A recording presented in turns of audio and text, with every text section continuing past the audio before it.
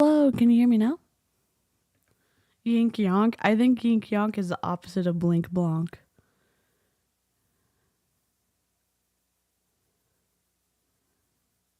Sorry, I don't have any sound. I think I have sound now. We went over this. I can't remember what the opposite of blink blonk. Oh my god. Sorry. Blink blink. So, well, it is just as easy. I could set up my phone too. We could sew. It's just been a rough day. So I was like, I don't know. How's everyone doing? I can't believe I did that again.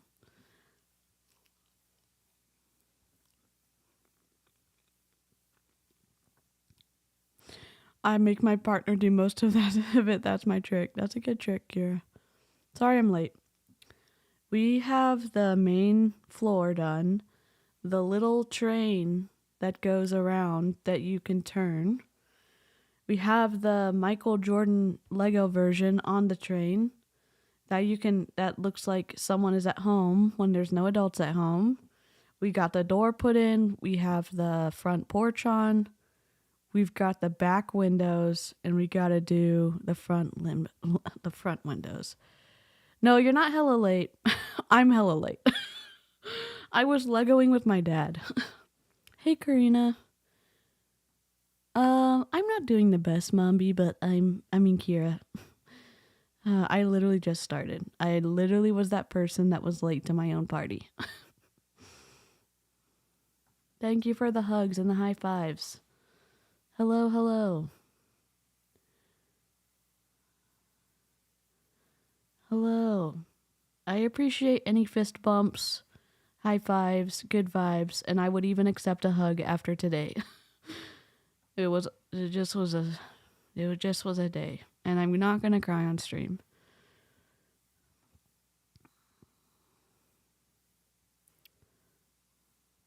I will show you my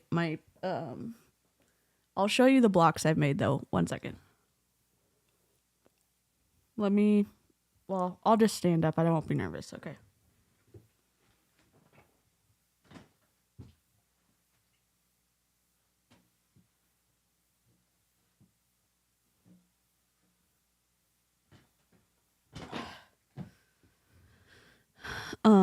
Okay. So this is the first block I've made. This is the square off-centered one. And I've ironed all of the seams open so it lays flat, which takes more time when you're sewing, but it is a better result at the end. And this is a new star one I made. I haven't ironed this one because I was like, F it, I'm not gonna iron it right now. And then I have this star one made. So like the stars are gonna have different patterns right here, but they're gonna be white and red. And then these are just filler ones, so it's pretty much the same thing repeated. And this one needs to be ironed again. I like spraying with starch when I iron to keep them flat when I'm going to square them up. And so, if you see, let me show you. They're going to be checkerboard of one of these, then one of these, then a star one, then another square one. So, I got a black and white and gray Christmas fat quarter pack. And then we just got the cheap red filler and then the cheap white filler. So all into this project so far, we're about, maybe like $50. Well, maybe $60 with thread. I think, so my mom's going to have it when we're done with it. So it's traditional, but not overly grandma. Yeah, I think it's going to be cool because we're sticking with white. We have a very deep, like white, red So it's like a Christmas red, but it's almost a burgundy. So it's, I don't know. I think it's okay. And I think it'll be cool. Like, we're going to use a completely different fabric on the back. So with a quilt, you have your patches on the front. Then you have the batting in the middle. And then you have your back fabric. And then you quilt on, you send it to someone to quilt on top, which that could get expensive. But I don't have a long arm machine. So then you have them put a design on it. Then you square it up again. And then you put the edging on. So it's like piping, then fabric, and you have to you can do the machine on one side, but when you fold it over, you have to hand close it. So, yeah, and it's also like my mom lost all of her quilts with the house fire, so I was trying to like be that happy medium between like stuff that she likes and then, I don't know, maybe more of a traditional pattern. So I was going to quilt. I literally was. I'm not trying to trick y'all. I just had like the day was super, the past several days have been super hard. So I was like, oh my gosh, I think I need to call an audible and a sports ball reference. I'm just kidding with the sports ball. I know it's football.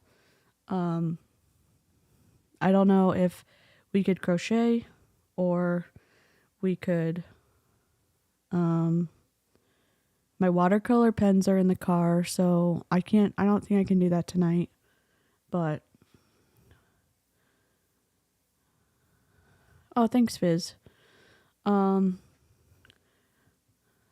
like more like funky patterns, so when I make my own, I think I'm gonna go more stuff that I like for sure. So, I keep saying so, which is my worst nightmare. I'm a little nervous. I'm a little self-conscious, like streaming by myself, because I guess I streamed by myself earlier, but I stream with my dad and the Snark crew, and I don't want to be in my feels, you know what I'm saying? And streaming with my dad, I'm not in my feels, so, which is, I think, a good thing right now.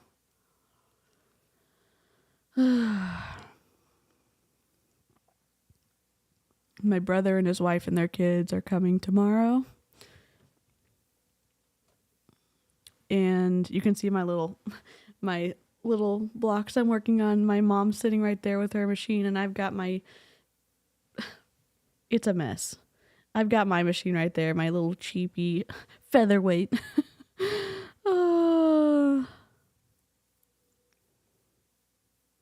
Yeah. I don't know if she would have, she likes more cream stuff, so I'm wondering if I should have taken the cream idea into an account when I got because like black, gray, and cream would have looked good, but the pattern fabric has white, so we had to stay with white. So what do you call a gathering of quilters? I don't know. What do you call what do you call a gathering of quilters?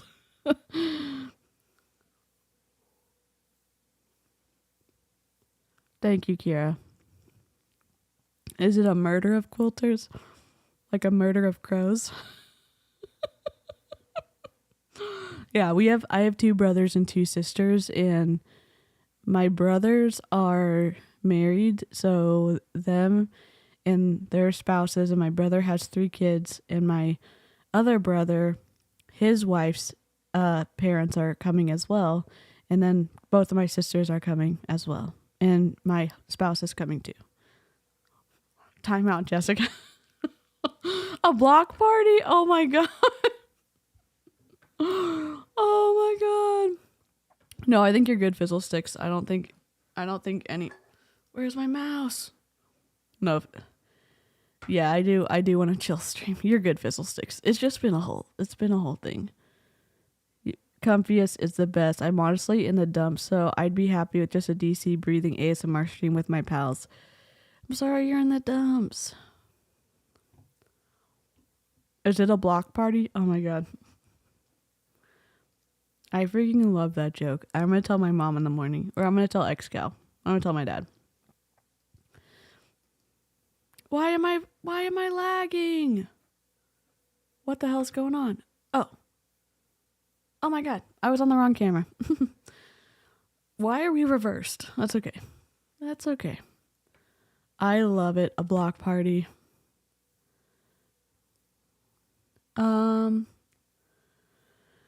So I do have my light thing that my phone magnetizes to. You know what we can do? We can freaking figure out how to crochet. Let me go get my little project. I'll be right back.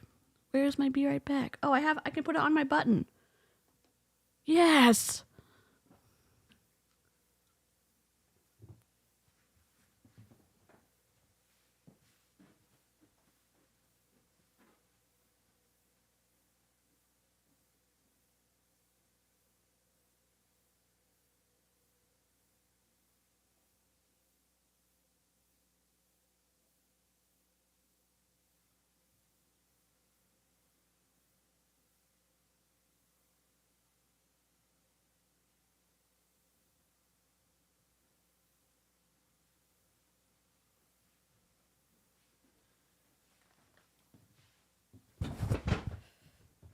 Okay.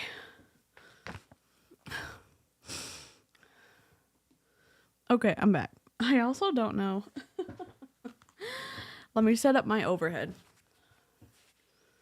Okay. We're gonna figure this shit out together.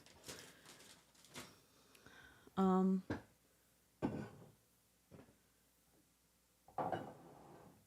sliding all my cups over because I'm a cup hoarder. And I don't say that negatively. Why are Christmas trees so bad at sewing? I don't know, Jessica. Oh my god.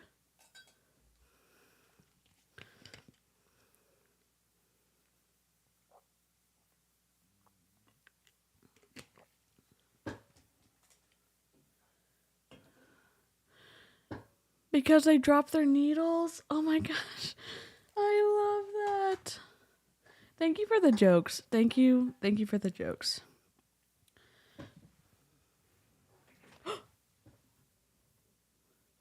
My mess? What? I'm gonna clean it up. My cord for my camera is very... So also the good thing about my webcam I use is it only needs one plug. It doesn't need to go into power. It just goes into my computer. And why couldn't Santa convince the quilter to come to visit? I don't know. Whoa. Let's see. Whoa.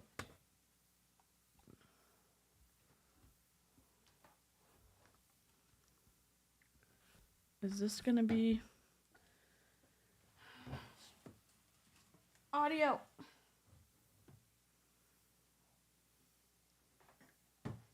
Can I put you in a drawer? Can I put you in a drawer? Okay. He didn't have enough backing? Oh my god. Jessica, why don't you tell these on our work streams? Okay. I need to plug in my phone. Where's... Okay. I'm getting set up. All right.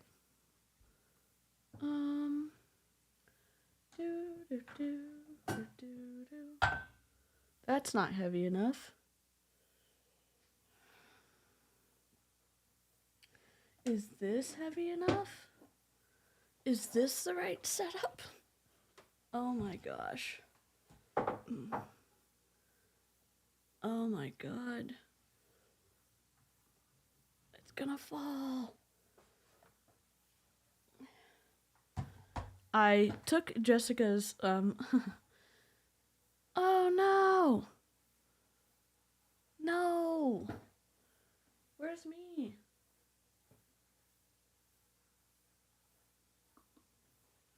Gosh darn it. What the heck? I know.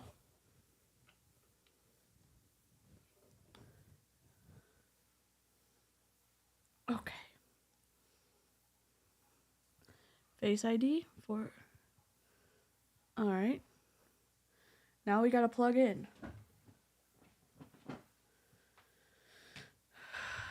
So anyways, I was listening to Jessica's recommendations to not stop doxing myself, so I have all of my buttons set up. Hopefully I won't dox myself. Okay.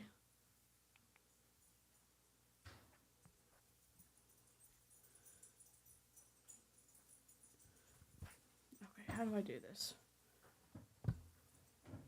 Hi Champy, what's up? My dog. Okay, let's try to figure this out. So this is for our craft stream. Cancel. What is the, no. What happened? I'm so close. I was so close. Oh. I shouldn't tell sewing jokes. I'm always running out of new material. Oh my god, Jessica, that's hilarious. Hey, Karina. What is going on with my... Okay, sorry for... How do I do this? Add camera. Edit.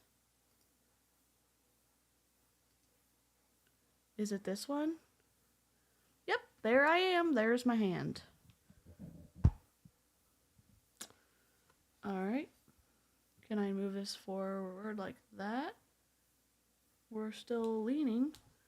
The leaning tower. Alright. Let's take the curves off. Can you still hear me? Okay.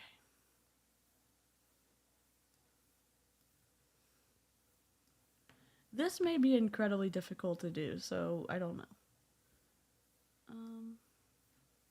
Here we are. I'm going to move my keyboard because I don't think we need it for the stream.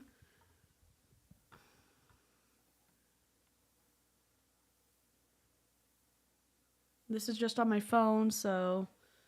Alright. This is a unicorn. It's from this place called Woobles. And it's for beginners. So it's Billy the Unicorn. Yeah, we were gonna quilt, but I just had a rough day, so I wasn't gonna craft, I was gonna play Dreamlight Valley, but here we are, crocheting. So,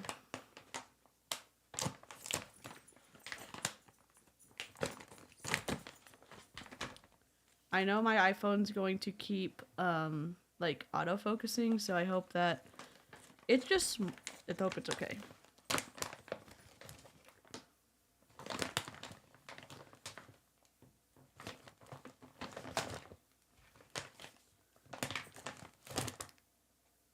The stuffing for the edibles.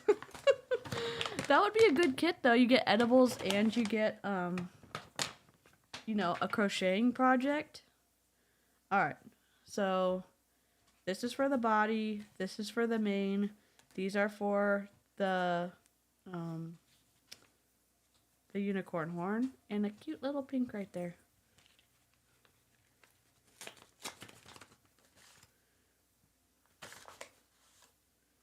Here's some... Ah! Hi, Champy, what do you need? You want to go back downstairs? Okay. He wants to go be with my mom, so I'll be right back. Here's my button. Be right back. Okay, you want to go downstairs? Come on. Let's go see Mona. Come on. Let's go.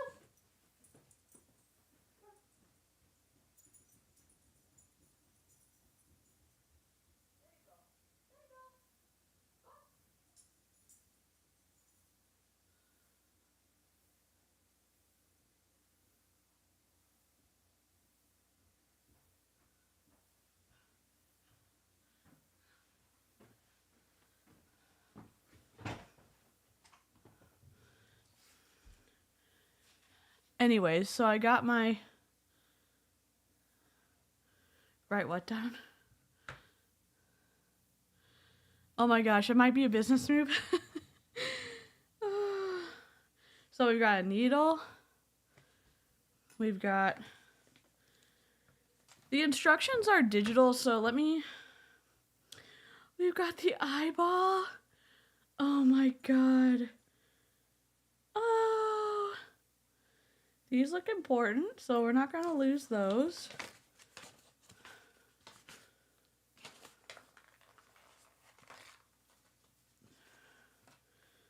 Okay. We need to put up a browser. And I need to go to Woobles.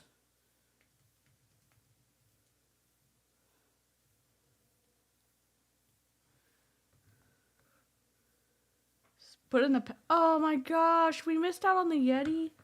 Dang it. Okay, I'm gonna add screen share, my iPad. There we go. Cancel. So I'm gonna put this in the corner, I think, so we can watch all this.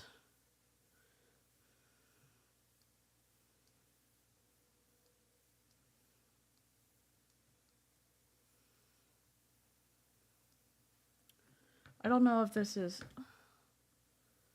Oh my god.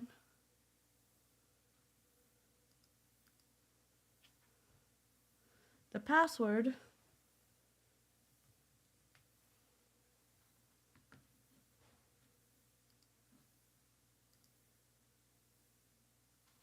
Okay. So apparently, I'm a righty.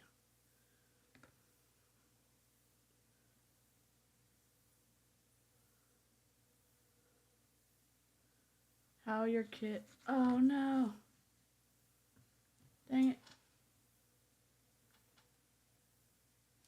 My screen just disconnected. So let me fix that.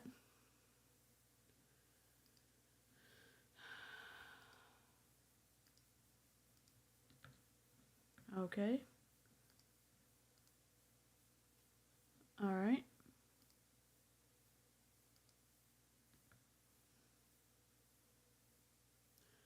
Okay. Extended display. All right. We're back. Oh no. I know. Let's just go to cancel. Let's just do Safari then. Cancel. Don't ask again. There we go. There we go. Okay, I know.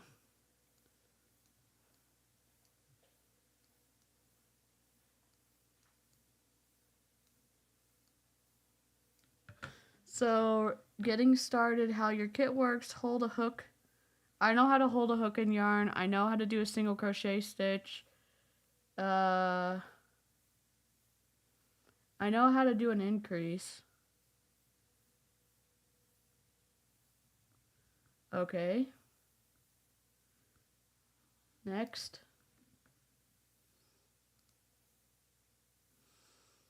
Okay, we got everything. The body has the little... It's been started for you. So this is just a round. So there's probably like a slip, like a loop right here, and then they do the stitches into that loop, and then they've set it up for like a true beginner.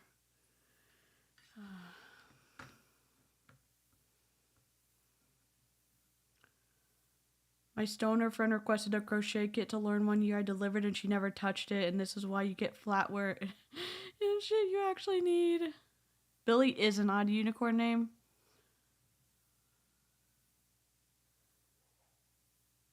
Oh my gosh, I'd love that. I'd love to see that sky. My friend told me he holds a world record in quilt making. Suspect his whole story is fabricated. He's a stoner crocheter? Wait, what? This is an actual potential business model? Oh my gosh.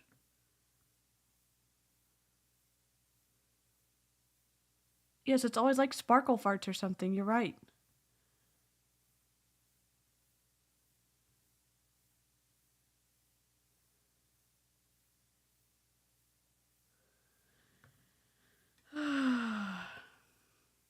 Karina, I did see that you messaged me voice messages, and I was literally having a meltdown earlier, so I haven't listened to them, and then I took a stress nap. And then I was late to my own live earlier, and then I was late to this live, so I'm just I'm just not functioning that well. Alright, I'm gonna open this. This is probably a mistake. I need one of those little stands for this. Alright, let's go. Crochet hook if you paid for it. Whatever. So that's what this looks like. This looks the same as, except our hooks are different colors. Except, no, they're not. Okay.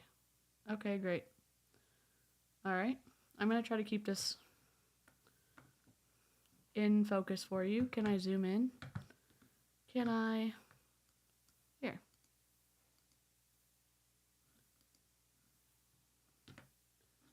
Can I zoom in for y'all?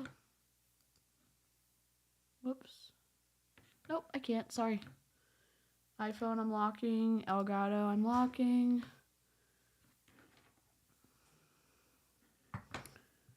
I've never crocheted. My mom used to do a lot of it, though. Leave these here.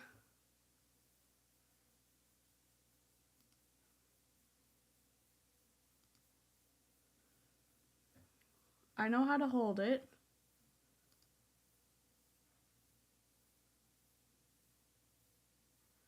I know the single crochet stitch. Let me just do a refresher on the increase.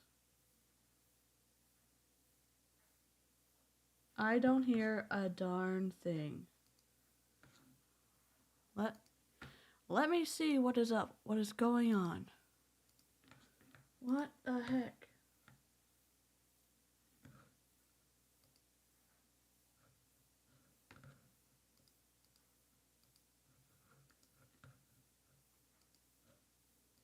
What the heck?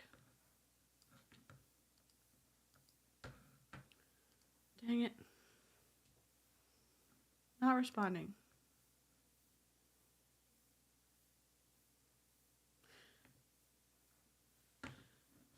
Your browser can't play this video. Well, because it's freaking Safari, Chrome. Alright. We'll fix it.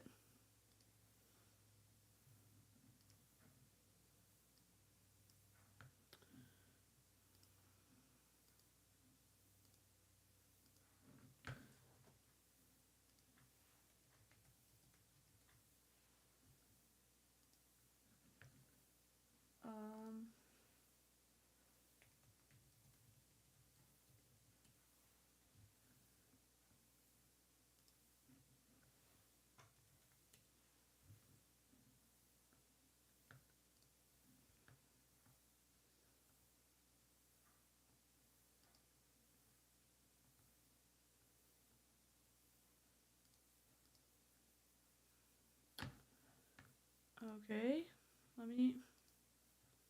Alright. Oh my god, no thanks. Alright, next. Next. Next. Increase stitch.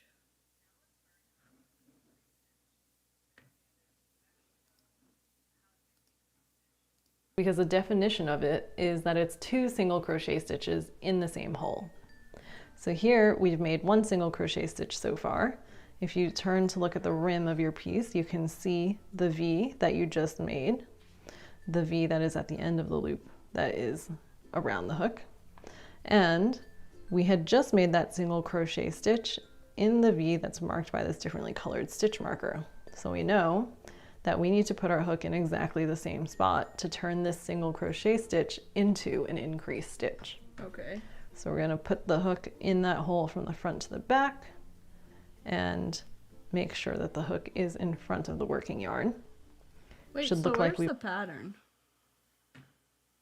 For round 2, okay, so they're telling you, they're showing you the video, but they're making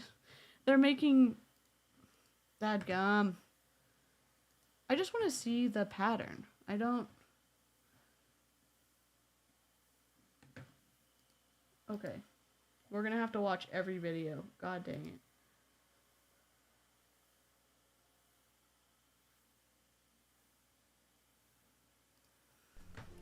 So now you're ready to make the single crochet stitch.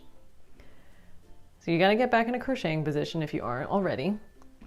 As a reminder, that's taking your non-dominant hand, facing the palm to you, then putting the piece in front of your palm, and then wrapping the yarn once around your pinky. And notice how close, by the way, I picked up the yarn compared to the piece. I picked it up here, I didn't pick it up down here. Makes it easier to ultimately have the right amount of tension. So you wrap it once around your pinky, bring the piece up over the back of your hand, drape it over your index finger, and then hold on to it with your thumb and your middle finger. If that was fast for you, check out the previous video for a slower demo.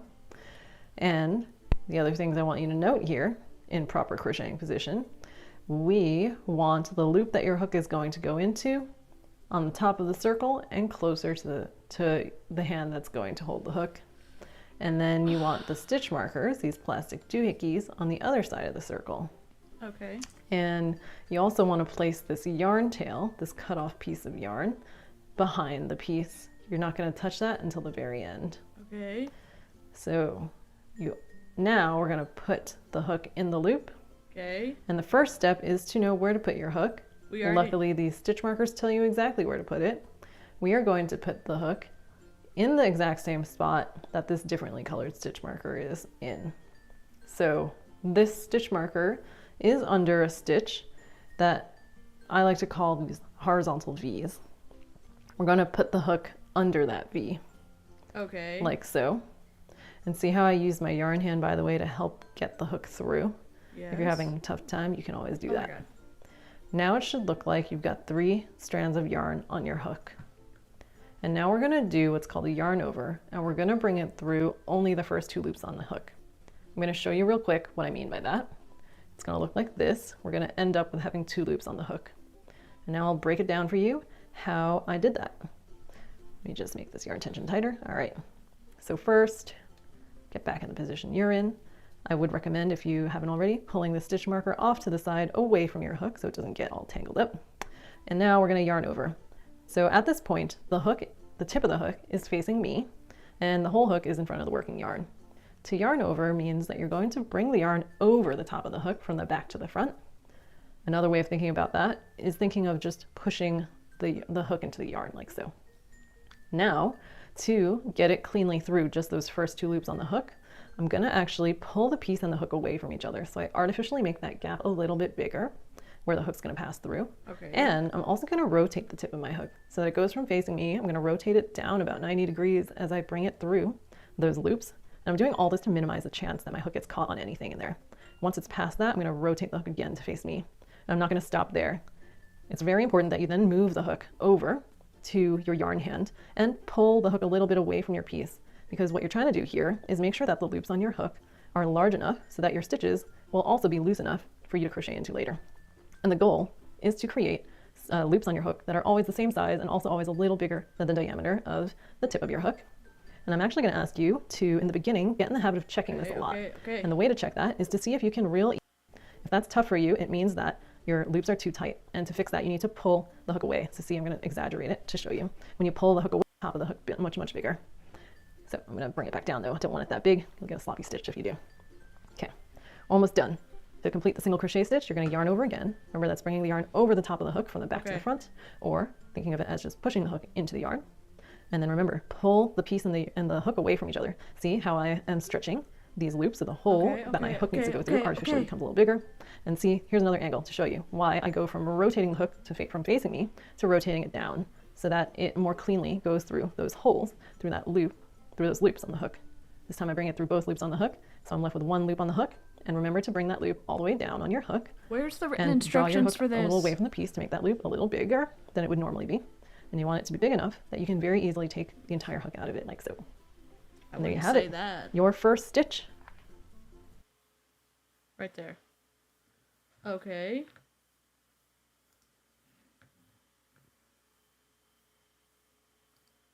Now let's learn how to make the increase stitch. And the good news is you actually know how to make the increase stitch, because the definition of it is that it's 2 single crochet stitches in the same hole. So here we've made 1 single crochet stitch so far. If you turn to look at the rim of your piece, you can see the V that you just made, the V that is at the end of the loop that is around the hook. And we had just made that single crochet stitch in the V that's marked by this differently colored stitch marker. So we know that we need to put our hook in exactly the same spot to turn this single crochet stitch into an increase stitch. So we're going to put the hook in that hole from the front to the back and make sure that the hook is in front of the working yarn. Should look like we've got 3 strands of yarn on the hook. We're going to yarn over by bringing the yarn over the top of the hook from the back to the front. I wasn't paying attention. And now we're going to do all those, and we had just made that single crochet stitch in the V that's marked by this differently colored stitch marker.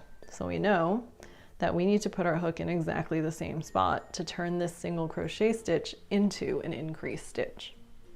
So we're going to put the hook in that hole from the front to the back and make sure that the hook is in front of the working yarn. Should look like we've got 3 strands of yarn on the hook. We're going to yarn over by bringing the yarn over the top of the hook from the back to the front.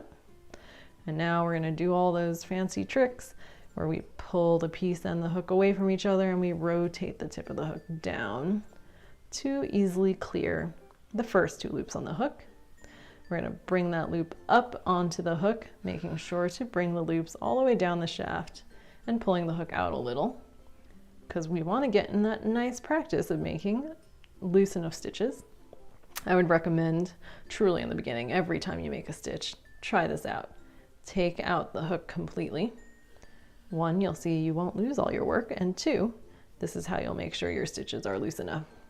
Okay, now to finish the single crochet stitch, yarn over again, and then pull it through both loops on the hook, like so. And now you can verify that, because now you can see 2 stitches. You've got 2 stitches that you've made. In one spot. Okay. But I didn't go all the way around.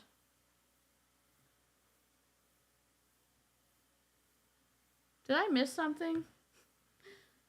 What? DC not reading something? Never. Could never happen.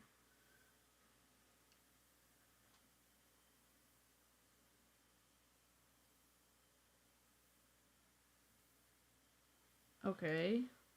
Okay, I get it. Never mind. This middle part's round 1. We're working on round 2 right now. Okay, sorry. So to finish round 2, you need to do what we just did, Keep reading. an increase stitch 5 Keep more watching. times. So 1 increase stitch in each remaining stitch of round 1. Okay. And that's because for round 2, we're ultimately going for 6 increase stitches, which is actually considered a total of 12 stitches. And that is again because an increase stitch counts as 2 single crochet stitches in the same stitch. And if that was confusing, don't worry about it for now. The next video explains why 6 increase stitches actually equals 12 stitches. For now, just trust me that we're going to make a total of 12 stitches, but they're being called 6 increase stitches. Okay. So first, before we do that, we need to move this stitch marker, the differently colored stitch marker, because the proper way to use stitch markers when crocheting in continuous rounds is by using it to mark the very first stitch of the round that you're currently on. And that's because if you ever make a mistake, which you inevitably will, especially because this is your first time crocheting, you can use this stitch marker to help you count how many stitches you've done, and also use it so that that's the stopping point, so you don't have to undo everything you did to fix a mistake. So first, we're going to pull on the hook. Oops, I didn't do it right. Until this loop gets really big. Oops. And then we're going to put our hook aside. And we do this because in case you accidentally pull on the yarn connected to the ball, you've got some leeway before you lose the stitches that you just did. Now we are going to rotate our piece so that we're looking at the rim, and what we're ultimately looking for are those horizontal V's. Each V represents a stitch. And because we just did an increase stitch, we can see the 2 V's that make up that increase stitch over here. So just to be clear, this loop that your hook came from does not count as a stitch. Right, it's the this first stitch stitch to count is the first V and that stitch that this loop comes from.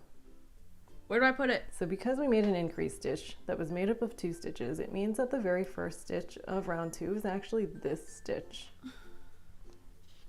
So we're going to take the stitch marker, and you can keep a hold on this stitch so you don't accidentally lose track of it, and then put it under the V that represents that stitch. And now you know, if you ever mess up, you can always just only come back to this point, and you know that this is for sure the first stitch of round 2. All right, so now we're going to put our hook back in the loop, and the way you know which way to put it back in the loop is that if you pull on the yarn connected to the ball, the yarn that should move is the yarn that's closer to you. That way your loop is straight. You don't want to put your hook in this way where the yarn that moves is behind and further away from you because your loop is twisted. All right, so pull on that loop so that the diameter of the loop on your hook is about the same size as the diameter of the tip of your hook.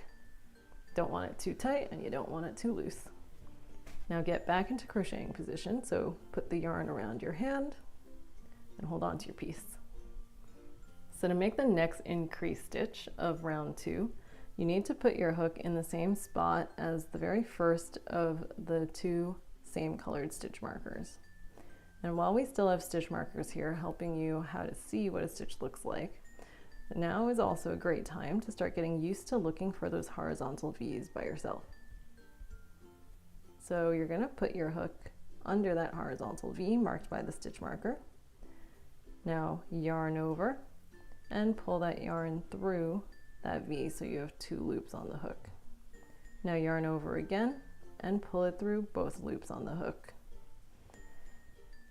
Next, since we just made a single crochet stitch, but an increase stitch is 2 single crochet stitches put in the same spot, 6, it means that 7, we need to put 8, our hook 9, in 10, exactly the same spot that we just put it 11, in, and then do a single crochet stitch again. 12.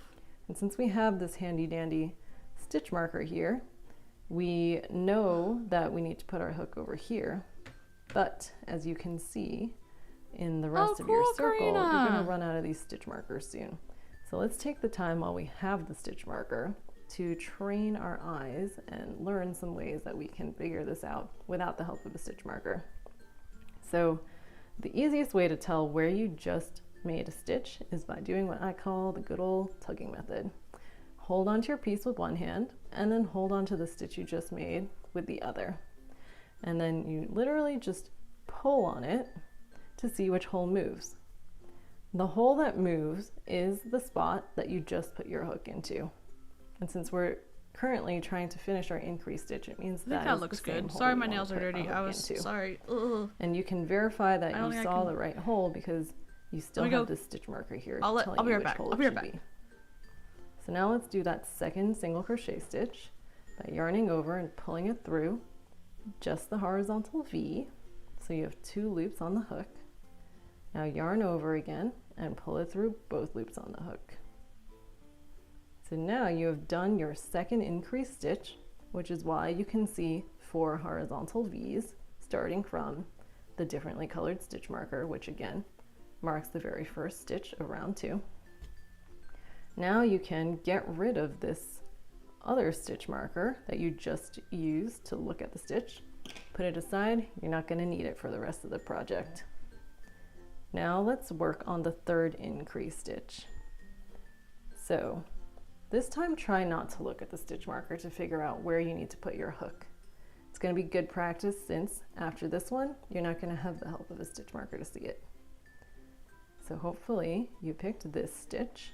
If you couldn't see it easily, just do that tugging method again to see which hole moves. In this case, this hole moved. And because we're starting a new increase stitch, it means we want to find the next unworked V, which means we need to move one over. Sorry, I'm back. So put your hook here under that horizontal V. Okay, we're ready. Where's the next yarn step? Over, bring the yarn through that horizontal, then these other stitches. It's going around, it's sort of like a seashell. It's going around and then all of a sudden it tips down. So if I do that, I'm still looking for those horizontal V's. I see there's one horizontal V, 2, 3, and that's it. Now I'm back to the stitch marker. So great, I'm on track. I just need to make 3 more increase stitches, 1 in each of these unworked V's. So I'm going to fast forward through this and meet you at the end. I think that's just a shadow. I don't understand. That's probably why people I have paint reached their the nails. end of round 2. I know this because I have no more V's that I could possibly crochet into before hitting this stitch marker, which always represents the very first stitch of every round. And I also know this because I've been keeping count of every time I did an increase stitch. But because you're new to crocheting, I would highly recommend counting at the end of each round, so we're going to go to the next one. counting while you're doing it, how many stitches you have. Since the written pattern for round 3 looks a bit more complicated, I'm gonna walk through it with you. Okay. But don't worry, you actually know everything you need to know to be able to crochet round 3. So first I want to show you how we should properly use the stitch marker. So when we first started crocheting, I had told you to put you want to help with crocheting? It's asking me this is. I'm sorry, Sky. You actually don't normally want to do that because you might accidentally keep stretching out this hole. I know, I'm a So it's better to I'm take a the stitch beginner. marker out before you start crocheting into that hole. So on that note, let's take a real good look at where the stitch marker is. We did. Make sure we see the V that it's under, because that's exactly where we want to put our hook under as well. Okay. And we're gonna take the stitch marker out, put it off to the side, and put our hook in exactly the same spot that the stitch marker was in. And the first stitch of round 3 is an increase stitch, abbreviated INC. And remember, that is actually 2 single crochet stitches in the same hole. So we're gonna start the first single crochet stitch. Okay. So once you put your hook in the hole, it should look like you've got 3 loops on your hook. Then you yarn over by bringing the working yarn from the back to the front of your hook over the top of it. Let's see if we can just read the pattern then. We have an increase, then we have 4 single crochet, then we have an increase times 2. So that's 1, 2, 3, 4, increase, increase. 1, 2, 3, 4, increase. Okay, that makes sense. So we've done 1 increase, so we do 1 single crochet, 2 single crochet, 3 single crochet, 4 single crochet. I think I'm doing those too tight. Then we do an increase.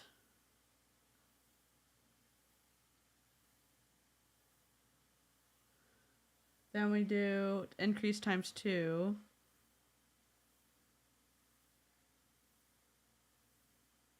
That's 1.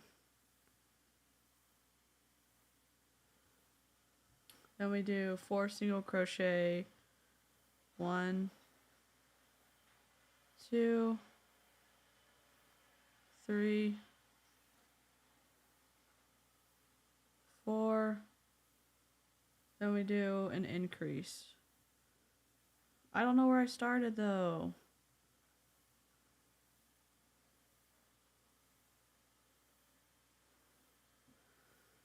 Ooh, see, I'm like self-taught. I don't know.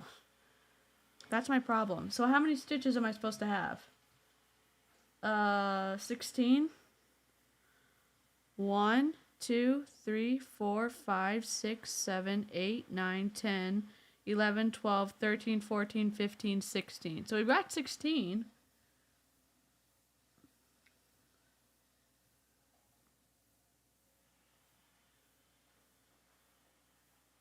We don't care. Next. Okay, so this is round 3. I have no idea. I low-key just want to delete everything sometimes, though. Shit gets crazy sometimes. I just want to break my phone. Wait, what, Karina?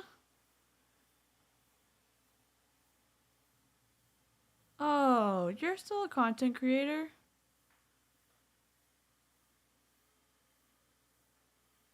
For sure you are. Use a stitch marker. Okay. So this is the start, right? Right there. I'm gonna wait for Sky and like that, right? Because we're supposed to have 16. So we've got 1, 2, 3, 4, 5, 6, 7, 8, 9, 10, 11, 12, 13, 14, 15, 16. So this is the start. Round 4, 2 increases.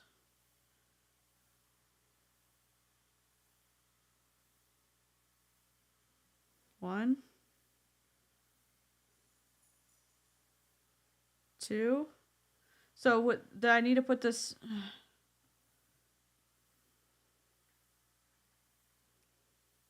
So I put it in this one, right? Okay. Bye, Kira. Oh, you're gonna listen to play Minecraft. Oh, you're good. Okay. I think is that right, Sky? Because this is, okay, I'm gonna hope. 2 increase. 1, 2. That's 2 increases, so I've got 4. 1, 2, 3, 4. Then 4 single crochet. So we've got 1, 2, 3, 4. Then we've got an increase times 4. 1, 1, first increase. 2, second increase. 3, third increase. 4, fourth increase. Then 4 single crochet. 1, 2, 3, 4, and 2 increases, which I think that works because that's the starting stitch. 1 increase. 2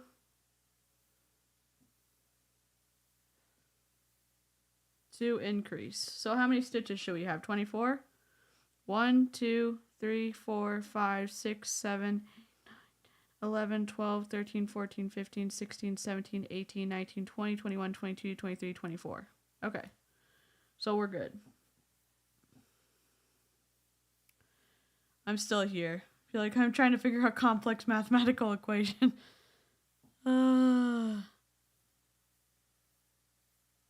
I can do it, but I can't explain it or understand when someone does it. Okay, cool. Cool, Sky. All right, I'll move the next one. So this is round 4. I think it goes here, right? Am I round? I don't know. Round 5, 8 single crochet. So we've got, oops.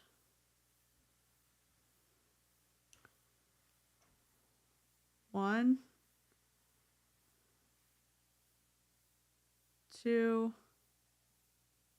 3,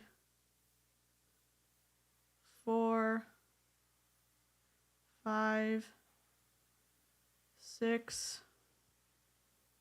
Uh-oh. That was a sloppy stitch. Oh no, I lost count. 1, 2, 3, 4, 5, 6. 7, 8, and then 8 increases. 1, first increase. 2, second increase. 3, third increase. Uh-oh, I lost count. That's 3 increases. 4, fourth increase. 5, fifth increase. This is getting too tight, huh?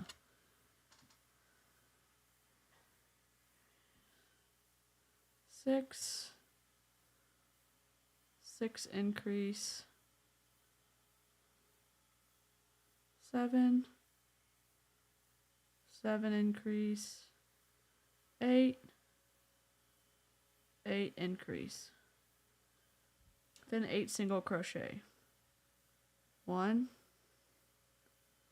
2, 3,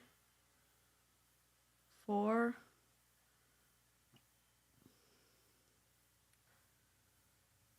5, 6, 7. Ooh, I don't know if this is right. I don't think it's right. 1, 2, 1, 2, 3, 4, 5, 6, 7, 8, 9, 10, 11, 12, 13, 14, 15, 16, 17, 18, 19, 20, 21, 22, 24, 25, 26, 27, 28, 29, 30, 31, 32. Okay, there's enough stitches, so I hope that's right. Okay. I know I'm probably making the crocheters cry in this group. I'm super sorry. I appreciate the help. So round 6, 14 single crochet. 1,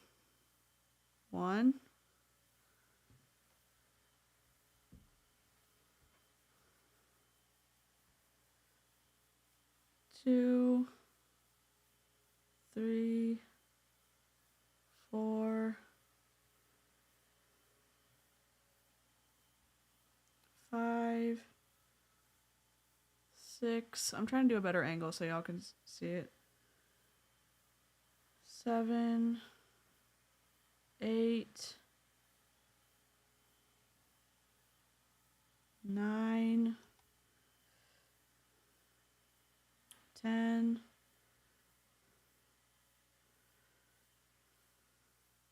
11, 12,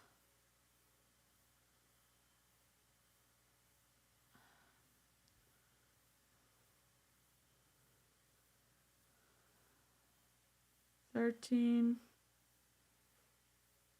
14. 14 single crochet, increase times 4. 1, 1 increase.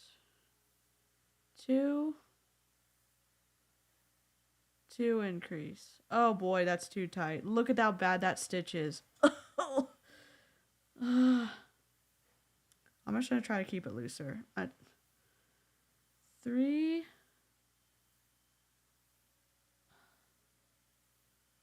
3 increase. 4, 4 increase. Okay, 4 increase. 14 single crochet.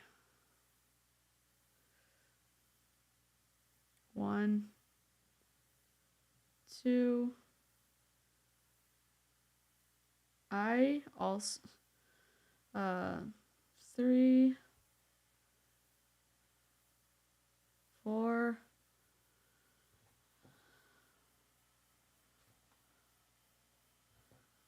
no, it's okay. I think, I mean, I understand the concept of reading, like, the deals. I just, it's like having to,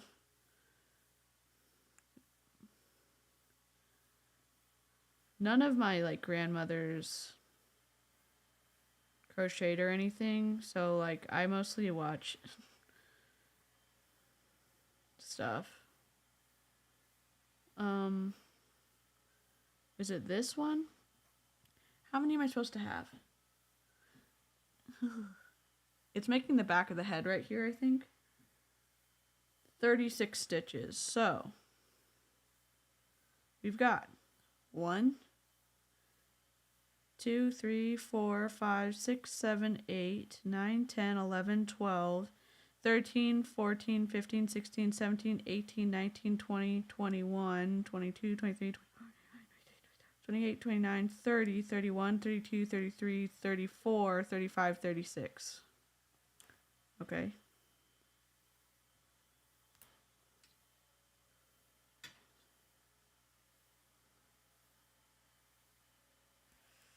All right.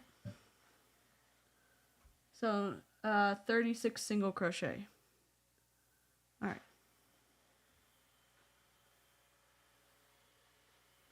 1,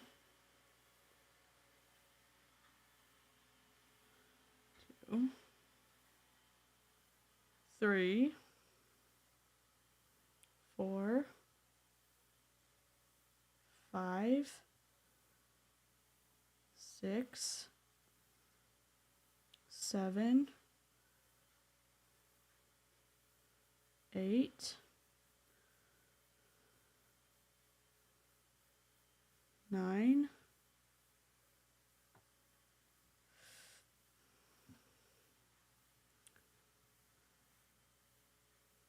10,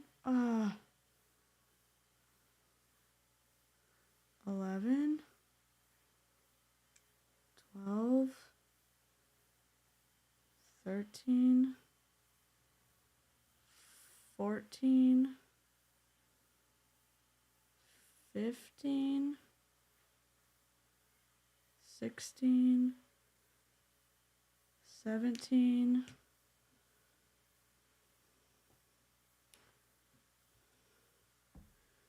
17, 18, 19, 20, 21, 22, 23, 24, 25. Oh my gosh, I'm an idiot.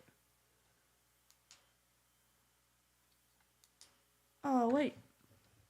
Let me plug this in, guys. I don't know what I'm doing. Hi, Beth.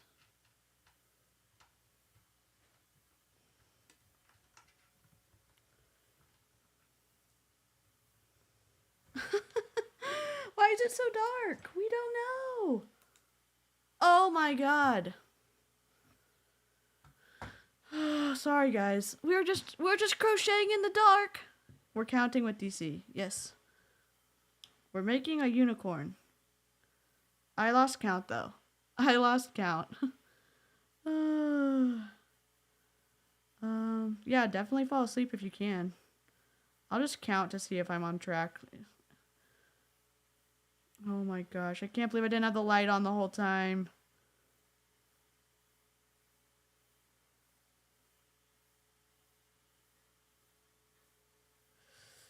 I lost count, so I'm going to count again. Oh, I don't know. So we're supposed to have 36. So I'm going to count backwards. 1, 2, 3, 4, 5, 6, 7, 8, 9, 10, 11, 12, 13, 14, 15, 16, 17, 18, 19, 20, 21, 22, 23, 24, 25, 26, 27, 28, 29, 30, 31, 32, 33, 34, 35, 36. That's the first one. So then we need to unhook this bad boy. And we need to hook it onto this. Because that's the starting one for the next row.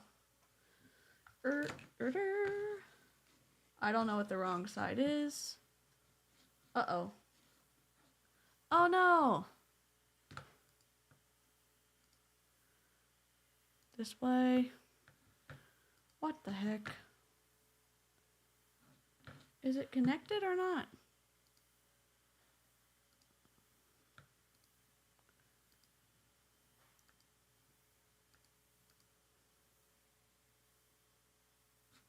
There we go. There we go. We're back.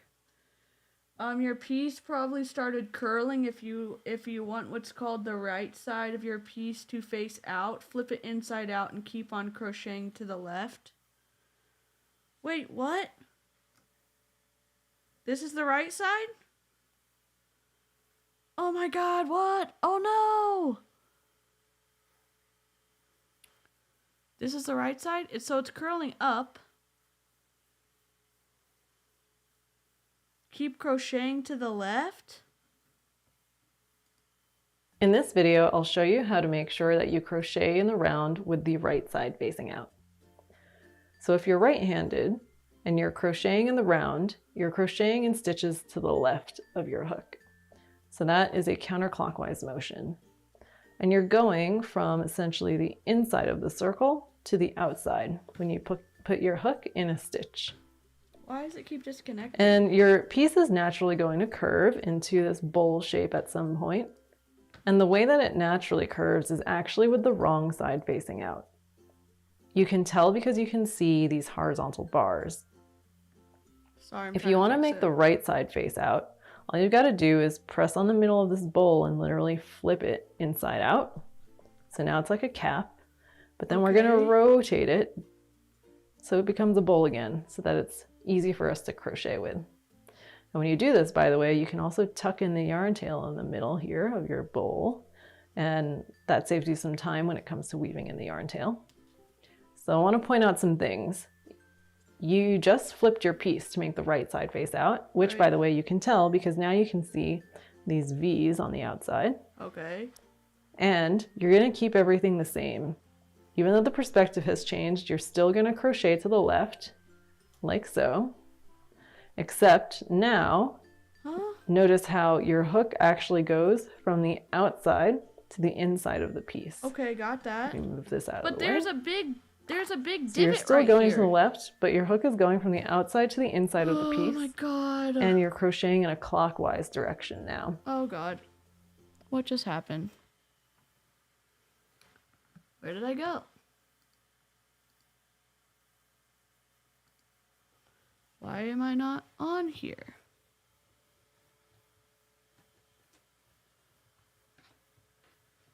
Did we disconnect accidentally? Sorry.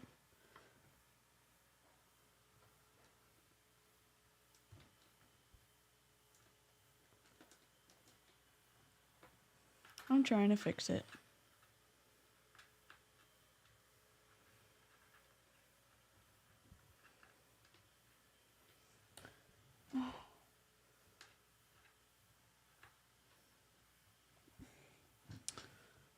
Dang it.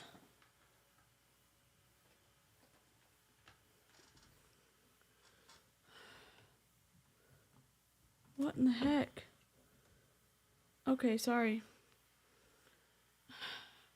We're all flustered. By we, I mean just me. For no reason. Okay. What did I do wrong? This is effing rocket science to me. I don't even know what I'm doing, and look how uneven it is. Okay. Next one.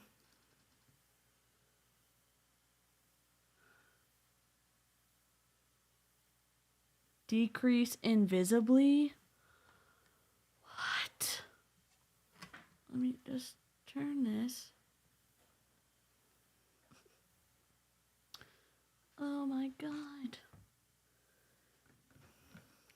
New stitch alert. Meet the decrease. Okay. In this video, you'll learn how to do a decrease stitch, a decrease single crochet stitch to be exact. You do this stitch when you want to make your crochet piece smaller.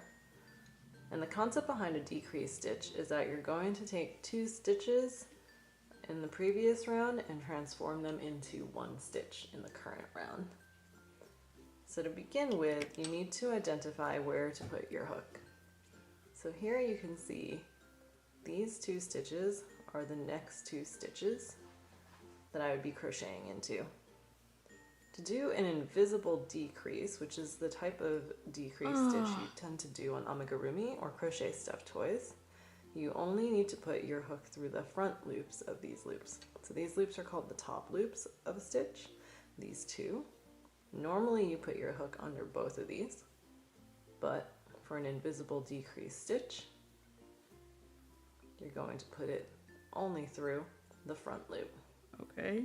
So you put it through the front loop of the first stitch, then you put it through the front loop of the second stitch, then you yarn over, pull it through the 2 front loops, yarn over again, and pull it through the remaining 2 loops on your hook. Oh, this is awful. And now you can see you've successfully turned these 2 stitches into 1 stitch here.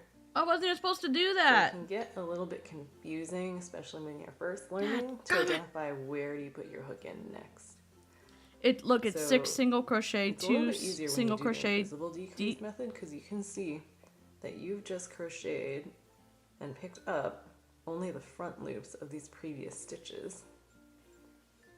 So here's another Mine is angle. way Now, if you too were big pull on the compared to stitch you just hers. made, you can see it's these pieces of Oh my yarn gosh, thank that you. are I'm looking moving, at Discord right now. which means this is actually the next complete stitch in the round.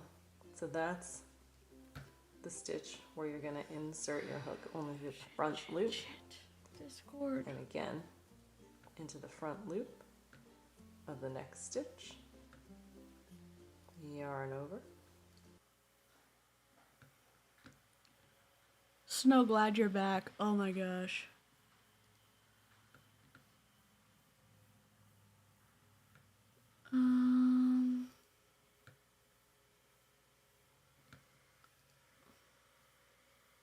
Oh my god, thank you so much. Holy shit.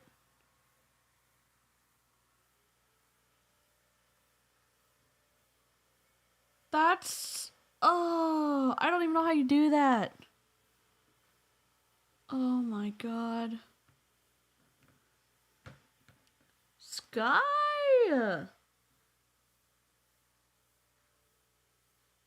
Oh my god, how does that even happen? Sky. Oh my god. I can't even figure this out. Okay, so question. It's 6 single crochet, comma. Wait. I don't understand why she had me flip it when there's a bump right here. Do I need to tie down this bump? Because this is the first stitch. And then she had me turn it inside out for the head. I don't understand what I'm doing.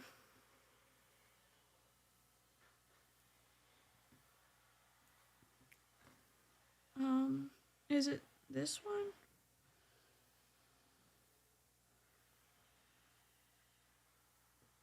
I don't know. I'm lost. Alright, so it says 6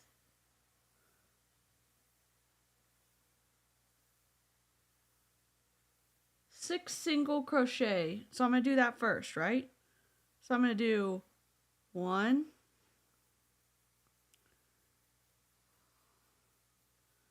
oh my god, 1,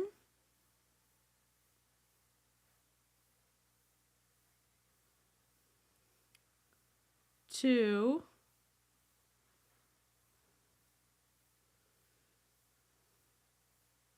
3, 4, 5, 6, then 2 single crochet and a decrease times 6. Oh, who's emailing me?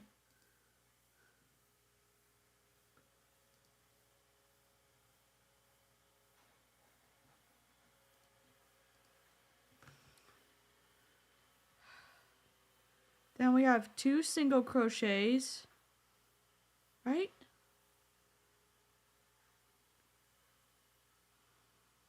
One,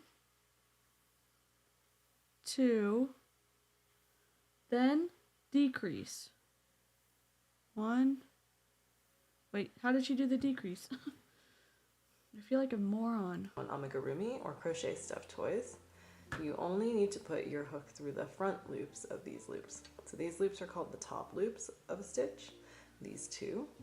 Normally you put your hook under both of these, but for an invisible decrease stitch, you're going to put it only through the front loop.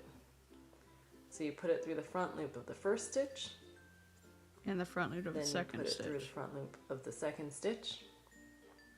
Then you yarn over, pull it through the 2 front loops, yarn over again, and pull it through the remaining 2 loops on your hook. Okay, And good now you night, can Karina. see You've successfully turned these 2 stitches into 1 stitch here. Times So 6. it can get a little bit confusing, especially when you're first 1, learning, to identify where do you put your hook in next. 2. So it's a little bit easier when you do the invisible decrease method, because you can see that you've just crocheted and picked up That's 2 only the front loops of decrease these sections. previous So I need to do stitches. 4 more.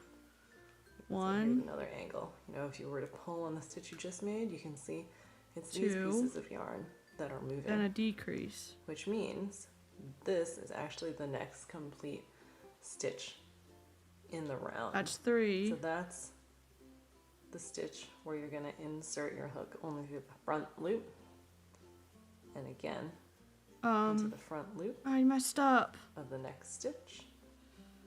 Dang it. Yarn over. Pull it 1, through, 2, yarn 3, over, 4, pull it 5, through the remaining 6. 2 stitches. And you 1, can see how it's 2, already tightening decrease. 1, crochet 2, piece. decrease. 1, 2, up. In this video, decrease. you'll learn how to do a decrease 1, stitch. 2. A decrease single crochet stitch, to be exact. You do this Oh my stitch when you God. want to make your crochet piece smaller.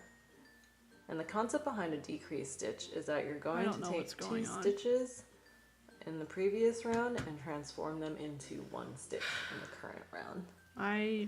So to begin with, you need to identify where to put your hook. So here you can see these 2 stitches are the next 2 stitches that I would be crocheting into. To do an invisible decrease, which is the type of decrease stitch you tend to do on amigurumi or crochet stuffed toys, you only... Alright, we're just going to look at the writing. That's all we're going to look at. Okay, let's count again. 1, 2, 3, 4, 5, 6. 1, 2, decrease. 1, 2, decrease. 1, 2, decrease. 1, 2, and then we've got a decrease. Right? So then that's 3. Pull through that one. Pull through that one. Pull through that. So that's a decrease. So that's 3. Now we need to do 6. So we go single crochet, 1, 2, pull through both. So that's 4.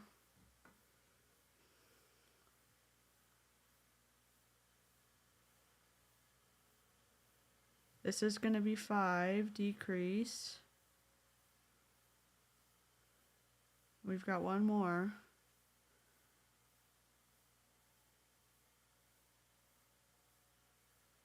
And then we've got a decrease.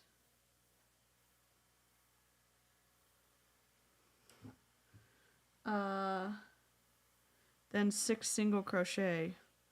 1, 2. This does not look good. 3. Oh my god. Hi, Harper.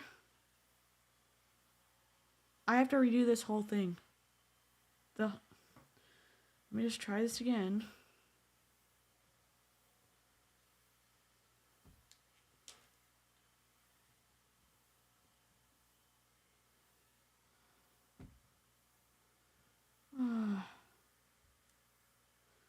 Because we turned it around. So how many do we need for the one before?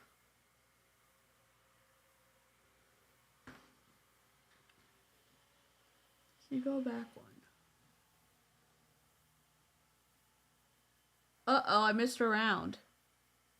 I didn't, that's what I messed up. I figured it out. I figured it out.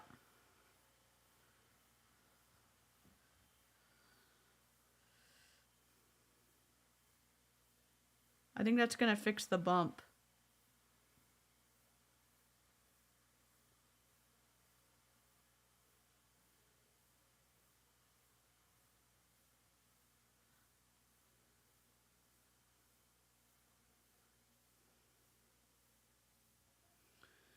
Okay.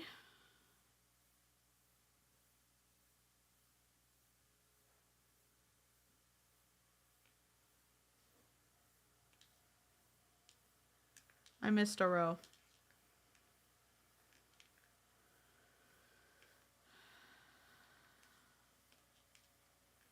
And I'm gonna count at the end.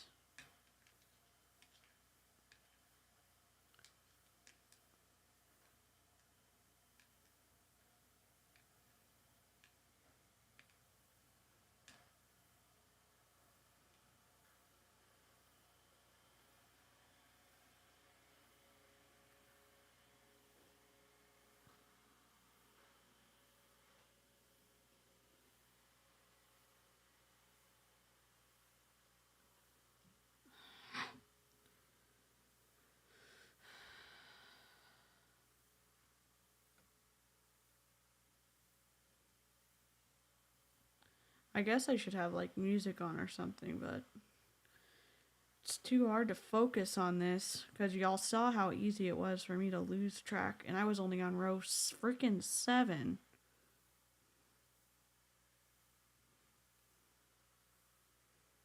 That makes more sense. All right. Let's count backwards. 1, 2, 3, 4, 5, 6, 7, 8, 9, 10, 11, 12, 13, 14, 15, 16, 17, 18, 19, 20, 21, 22, 23, 28, 29, 30, 31, 32, 33, 34, 35, 36. Okay. So let me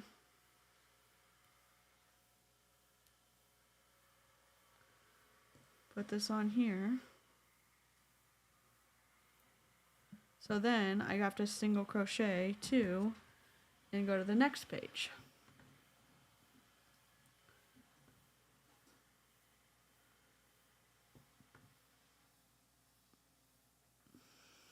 Midday probably, Beth. My first.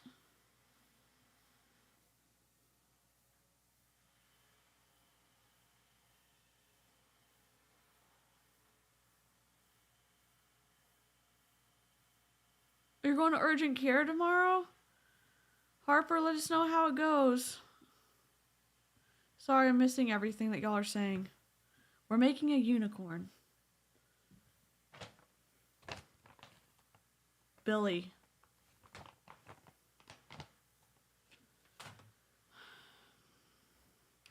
Alright, so we've got 36 stitches, 6 single crochet. So that's the first one. 1, 2, 3, 4,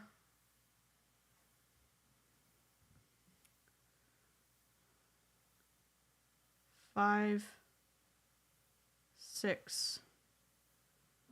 All right. Then 1, 2, and the decrease. So 1, 2, decrease. So that's 1. So then we do another and 2 single crochets and the invisible decrease. Go in there. So that's 2.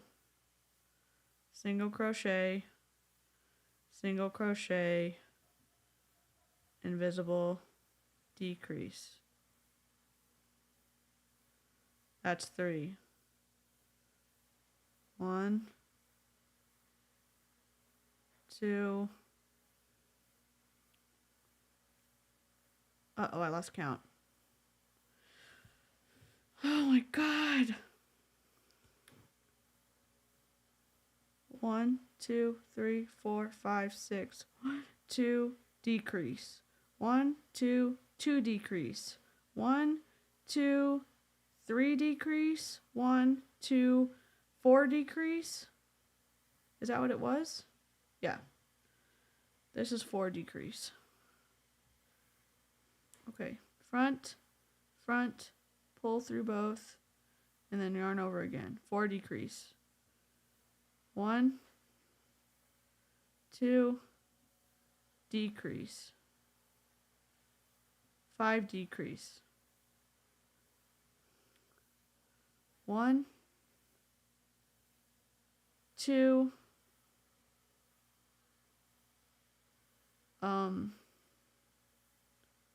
6 decrease.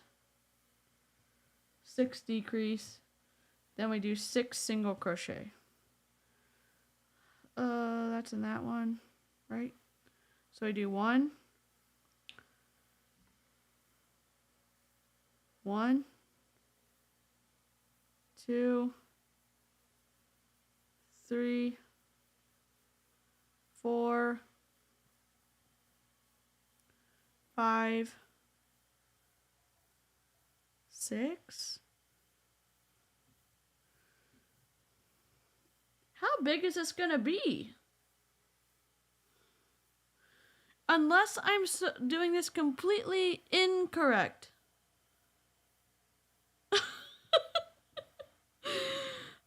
This is literally the content the internet doesn't need. What the flippity flop?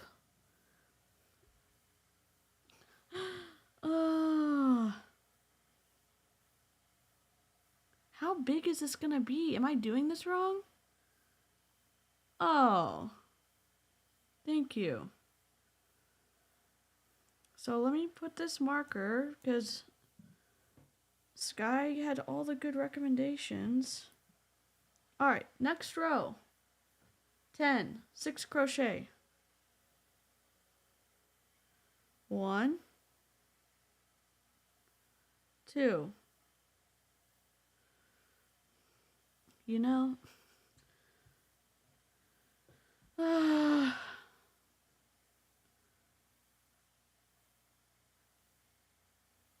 3, 4, 5, 6. I never really thought I'd be counting on the internet, you know, as a thing, but here we are. Decrease and a single crochet. How many of those? Times 6. So we do decrease and then a single crochet. That's 1. Then we do a decrease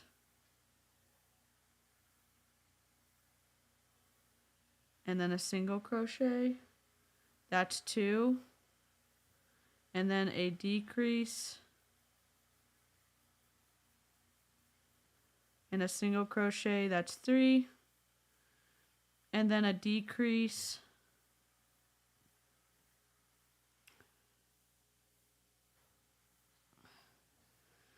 and a single crochet. Is that 4? God, I'm so bad at counting. 4. This head is huge. Oh God, I don't know what I'm on.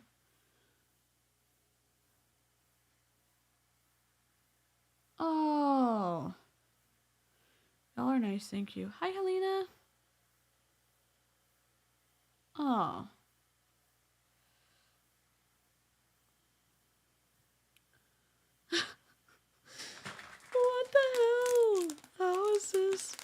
I doing wrong?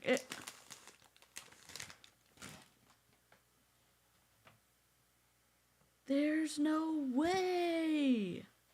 What did I do wrong?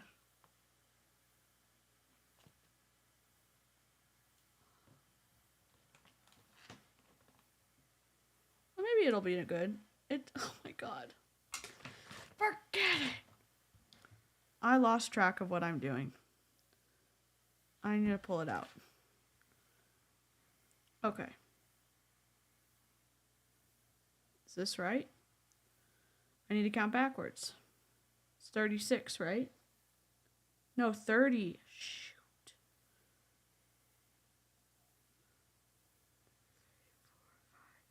7, 8, 9, 10, 11, 12, 13, 14, 15, 16, 17, 18, 19, 20, 21, 27, 28, 29, 30. No, we're good. We're good. 6. Okay. 1, 2, 3, 4,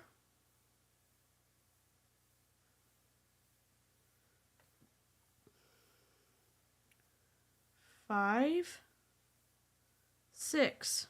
Okay, that's 6 stitches. Then we need to do decrease single crochet times 6. So we do 1 decrease, 1 single crochet, 1, 2 decrease,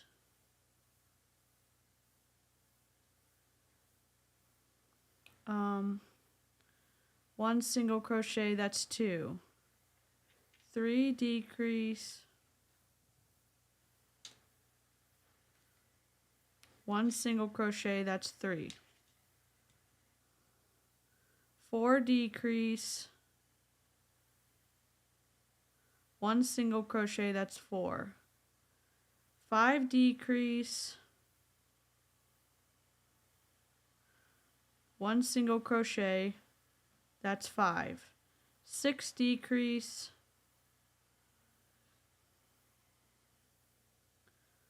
1 single crochet, that's 6, then 6,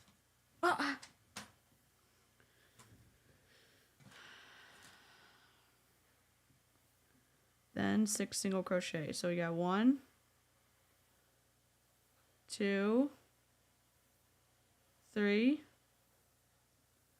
4, 5. Is this the right one to go in? Did I miss a stitch? Dang it. 1, 2, 3, 4, 5, 6, 7, 8, 9, 10, 11, 12, 13, 14, 15, 16, 17, 18, 19, 20, 21, 22, 23, 24?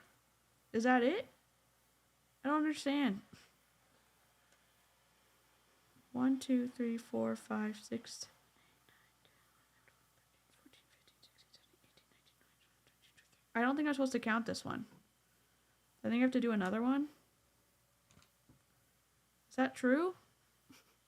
Did I miss a stitch somewhere?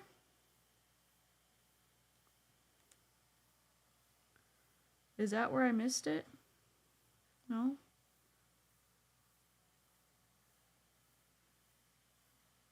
I mean, I'm decreasing something. I don't want to start over on this row again. No.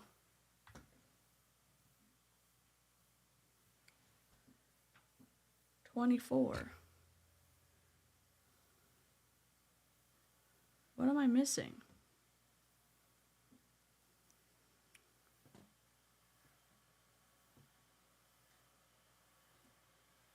One, 2, 3, 4, 5, 6, 7, 8, 9, 10, 11, 12, 13, 14, 15, 16, 17, 18, 19, 20, 23. I guess I'm just gonna, I don't know. 24.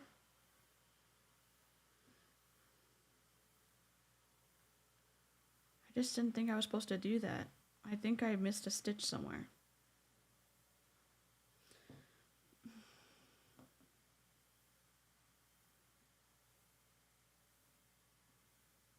my god.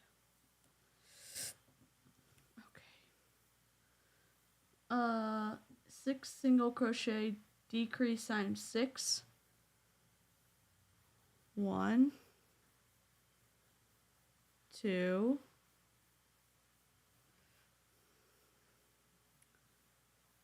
3, 4, 5, 6, 6, decrease times 6. 1,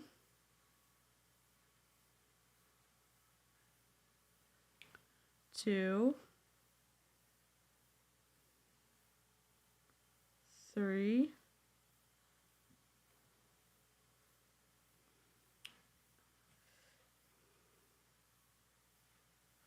4,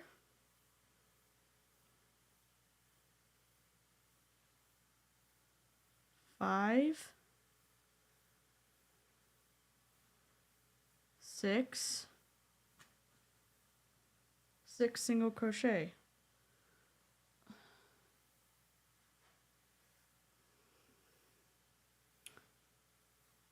1, 2, 3,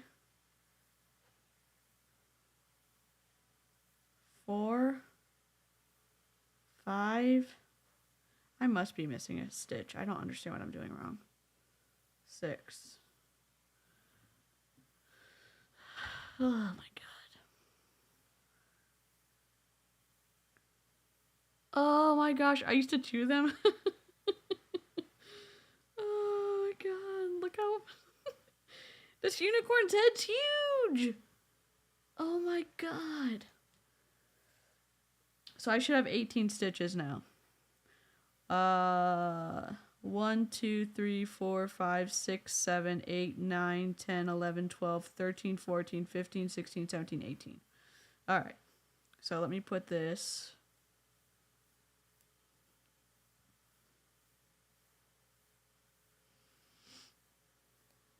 Okay.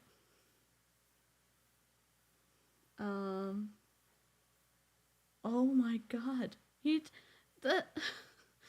How is this gonna look? Oh my god. 2 single crochet and an increase. 1, 2, and an increase. So 1, 2 go into 1. Right? So 2 single crochet and an increase. This is 2. So 2 single crochet and an increase.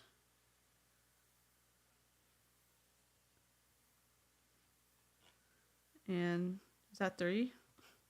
1, 2. Okay, wait. 1, 2, increase.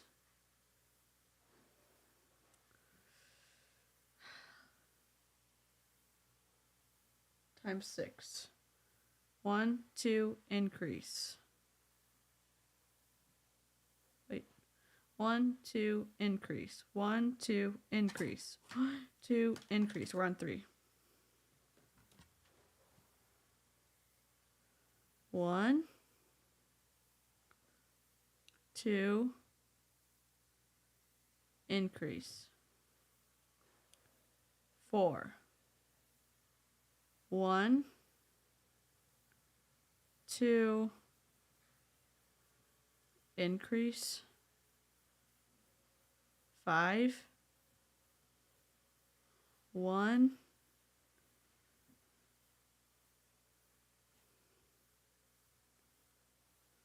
2, increase. I guess I just don't understand about the starting one. Okay.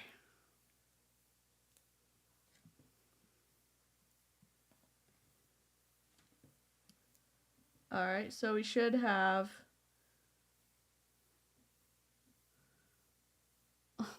This is so lopsided. It kind of looks okay, but not great. How many stitches? 24. 1, 2, 3, 4, 5, 6, 7, 8, 9, 10, 11, 12, 13, 14, 15, 16, 17, 18, 19, 20, 21, 22, 23, and I just put this in the 24th one. Okay. Increase 3 single crochet. Okay, 1,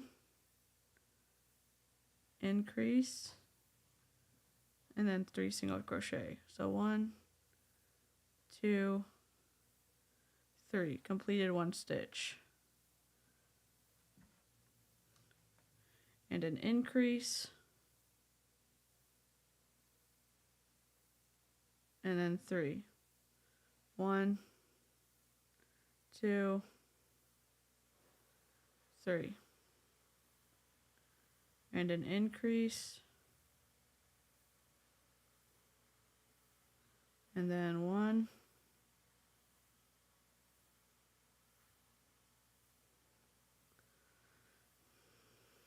2, 3, and then an increase,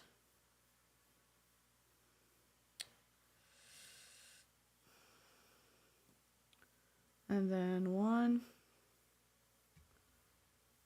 2, 3, and then an increase,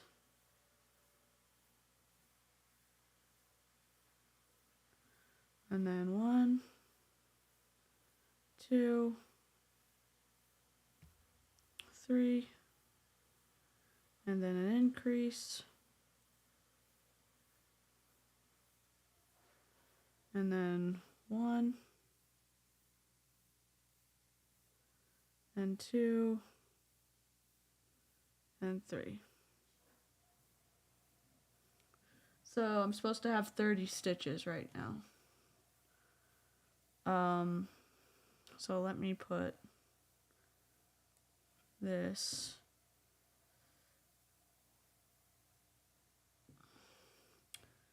One, 2, 3, 4, 5, 6, 7, 8, 9, 10, 11, 12, 26, 27, 28, 29, 30, I think, because that's in there. So that's 30. Oh my god. 4 single crochet and an increase. 1, 2,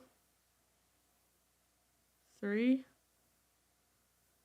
4, and an increase.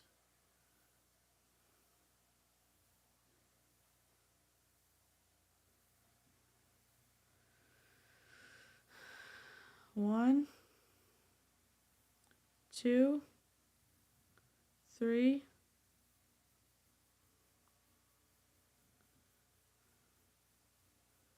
4, and an increase.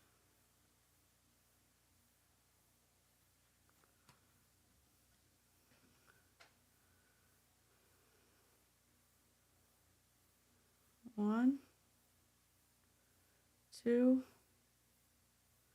3, 4, and an increase. 1, 2, 3, 4, and an increase.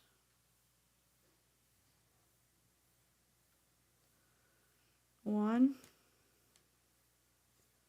2, 3, 4, and an increase.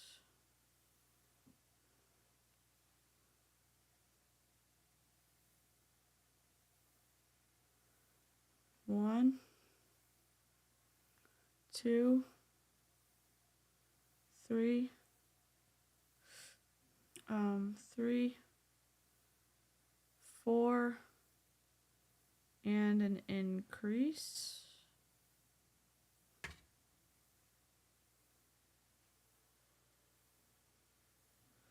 So how many stitches am I supposed to have? 36? 7, 8, 9, 10, 11, 12, 13, 14, 15, 16, 17,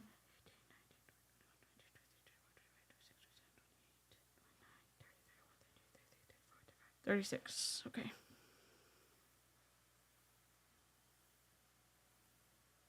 Move this.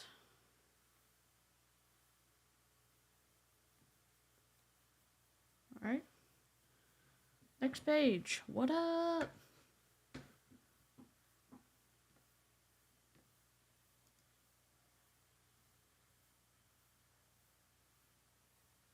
Oh my god. Billy's head is done? I don't understand what we just did though. It's not good. It's all lumpy.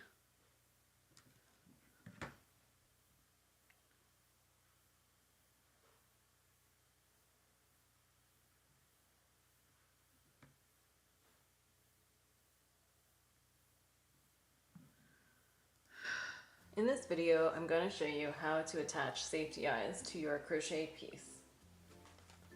So safety eyes come in all different materials, plastic and glass. I personally have only ever used plastic ones, and they also come in different sizes and colors. So the ones here are 12mm and 10mm safety eyes. Oh, and I'm that sorry, refers Beth. to the diameter of these eyes. As you can see, the 10mm one is smaller. They also come in different colors. As I said, these are pure black. Other ones, for example, have irises of different colors so they look more realistic, like blue irises with black pupils or brown irises with black pupils. So aside from that part of the eye, there's also a back part called the washer. And every washer has a flat side, which is the stuff on top, and then the round side, which is on bottom. And it's important to know this because you need to know which orientation the washers have to be when you actually push this into the yarn that you have. So I'm going to move the 10mm eyes away since I'm not going to be using them. And I'm going to keep the 12mm ones here and pick up my crochet piece. Mine looks so different. So let's say I have a pattern that says I need to put safety eyes in between rounds 3 and 4, and they need to be 4 stitches apart. Oh my god. So with the right side of my piece facing me, count how many rounds that is. So here's round 1, 2, 3, 4. Okay. And that means that my safety eyes need to go somewhere here. Depending on what you're making, it may not matter where, like if you're making a ball and it's all symmetrical, it might not matter where you're going to put the eyes, but some patterns do have a sense of an actual front and back, so be careful of that too when you're counting. In this case, I've just made a sphere, a complete ball, so it doesn't matter where I put the eyes. It's going to all look the same no matter what. So, like I said, this is a spot between rounds 3 and 4. I make a little hole so it's easier for me to put my eye in there. And I personally like to just double check that I like 14 the spacing that's been stitches. recommended by the pattern. Okay, so this says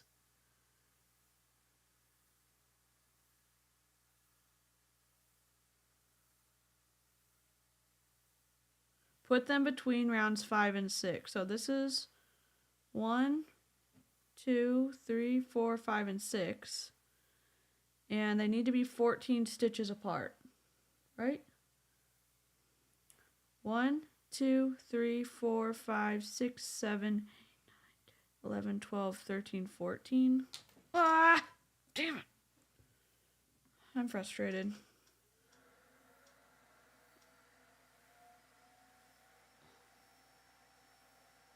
Five and six.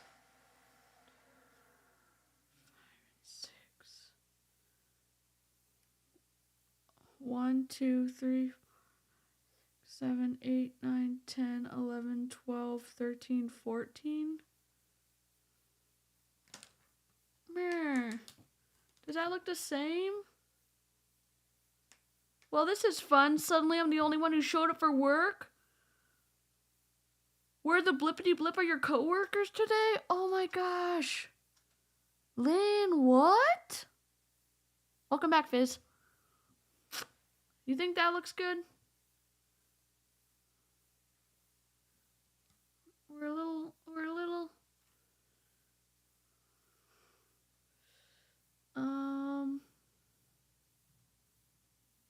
uh,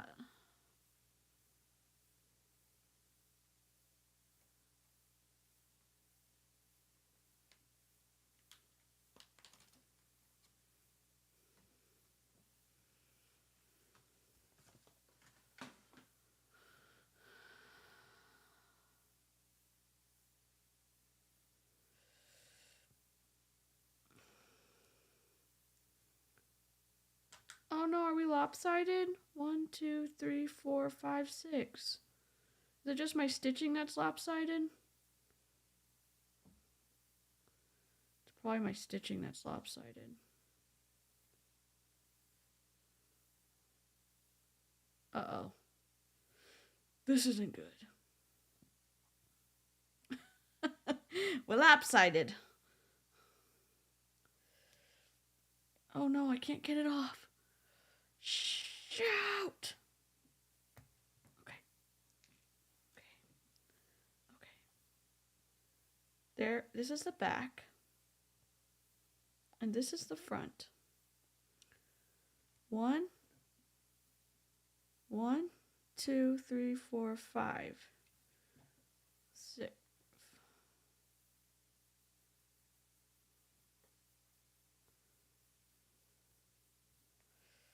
What the hell?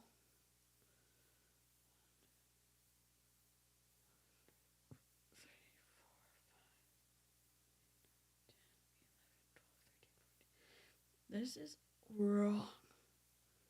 This is wrong. What the hell? What the hell? 1, 2, 3, 4, 5, and 6.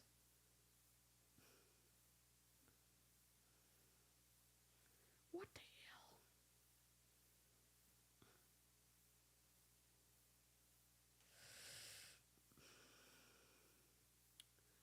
I don't understand.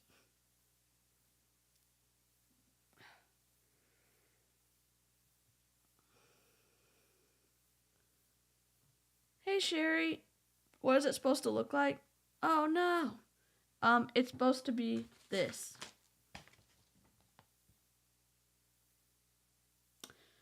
So,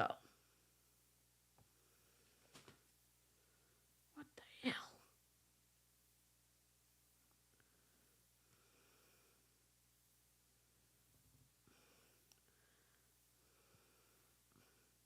One, two, three. Why are we lagging? You are not overheating.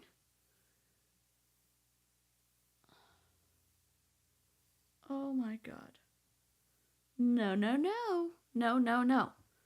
Okay. So look, I think this is the back. I think that's the back. This is the part. See, that's the problem. I'm way off. Oh no. Okay, let's try this again. I'm lagging big time. Can I disconnect and reconnect? Disconnect. And I'm gonna reconnect. Or something. Maybe. What?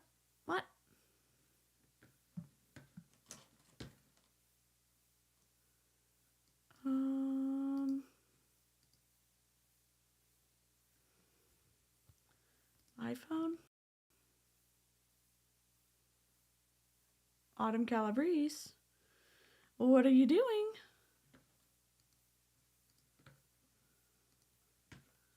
Can I... I'm trying.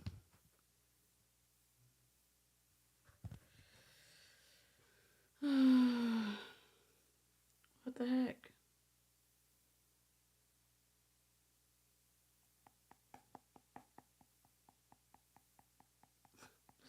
All of my apps. Okay, why aren't we working?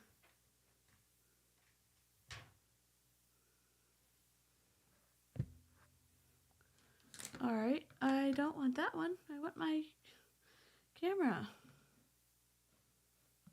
Oh, will that just work like that? Testing? We're just zoomed in very close. Whoa. There we go. Kind of works. Oh, I'm sideways though. Can I turn myself? Sorry guys, I don't know what happened. I'm just trying to quilt. I'm just trying to crochet. Oh my god. All right. How is this? Here's my question.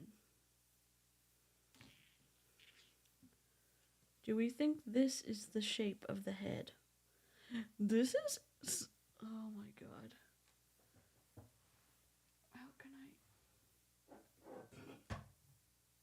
I... You know what I need? A clamp.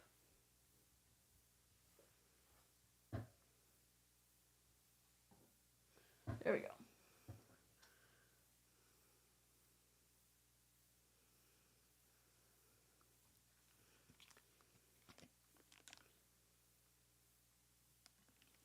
Oh crap, sex bots. Ban. I banned them. Shit. Sorry. Quilting is easier. I think I got them. I think I blocked them. Let me just check.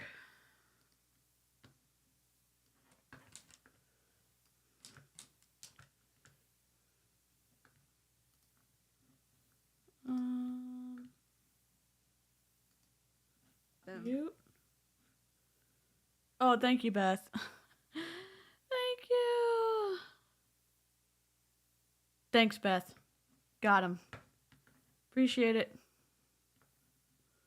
I don't know if it means I'm legit. Just it's more irritating this way for sure. Thank y'all for helping.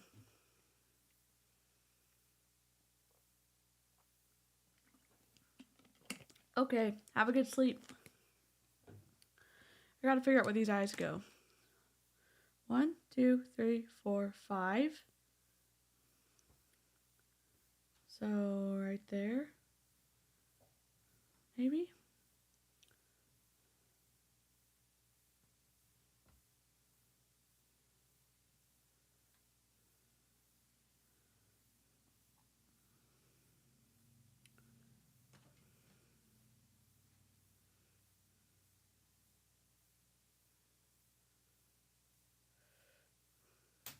God damn it.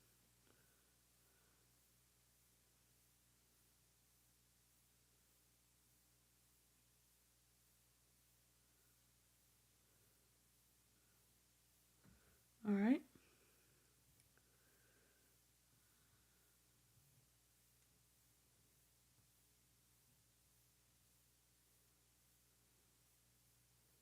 What does cinematic mean? This is so zoomed in. I don't understand.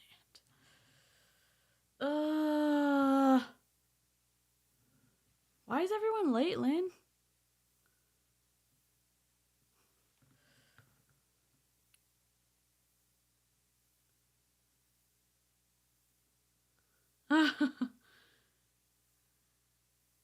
Yeah, we can do a crochet stream. And Sky can lead us. Because I obviously don't know what the hell I'm doing. You got the eyeballs in.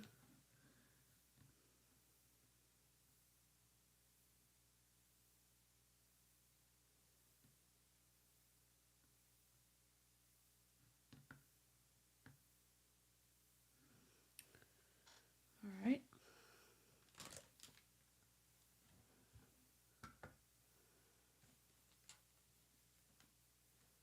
Said stuff his head in layers. I guess I should read the instructions, but I literally hate. In this video, I'm going to show you how to stuff amigurumi. So stuffing is really important because it determines the ultimate shape of your amigurumi. And you don't want to stuff it so tightly that it stretches too much, because then you'll create holes in the yarn and then you'll be able to see the white stuffing through the yarn. I already have holes. What the heck? I already got holes. But also you don't want to stuff it too lightly, because then your amigurumi is going to look all sad and lumpy. You are putting safety eyes in it, put those safety eyes in first, because otherwise it's going to be quite difficult to navigate around all the stuffing to put your safety eyes in and lock them into place. And There's I'm gonna already show you holes. 2 different ways to stuff. The first way I'm going to show you is my personal preferred way, which is to work in layers. So you can use any stuffing. This one is a brand called Polyfill, which happens to be one of the most popular ones. It's a polyester fill, and it's your personal preference. I think Polyfill says that what's great about them is that it creates a smoother look in the end. So what you need to do is create little thin layers, and then you're basically just going to stack all these layers on top of each other inside the piece, as opposed to what you may want to do, which is just stuff a giant piece in here. I did If you layers. do it that way, you know, as you can see, just even this raw clump of polyfill, it's got all these divots in it, and it has its own shape. Ooh. And that's going to get reflected on the outside. Oh of my your God. amigurumi. So you don't want that, and you want to control it. So that's why you're going to try to work in thin layers instead. So you just Look put it at in him. here, rip off a little piece, create a thin layer, put it in, and then keep on working. Another common way to do this is to take not as thin a piece, stick it in, create a little hole in the middle, and that's where you would subsequently add more stuffing. So you'd be growing your piece from the inside out this way. Oh, interesting. Hoping that this outer piece maintains the stuffing. I personally find the other way easier because I like to stuff my piece as I go. And if I work in layers like this, then I've got flexibility to modify the shape as I go, versus that second way I showed you, where you basically have to have almost all of it done so that you can create a well-shaped outer layer and then stuff the inner layer. Here's an example of an amigurumi that has too little stuffing. So if you press on it, you can see it just deflates. And it gets Looks like a deformed really dinosaur so easily. far. If you look inside, We got it. it's because I didn't put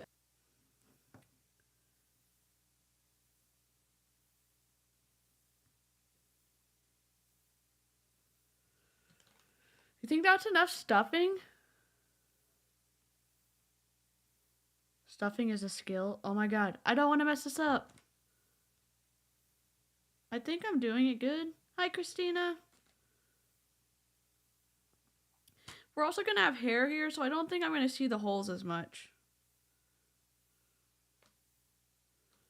Man.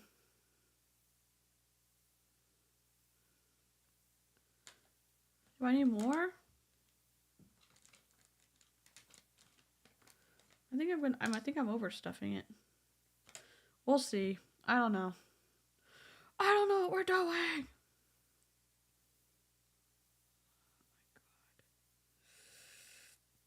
Okay. I think I've got to go here.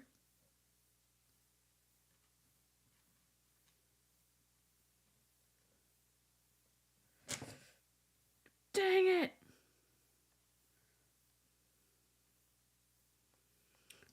Crafting with me is a little stressful. Okay. 7 single crochet.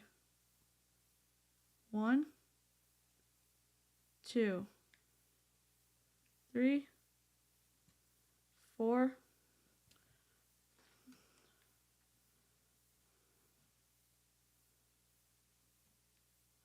5,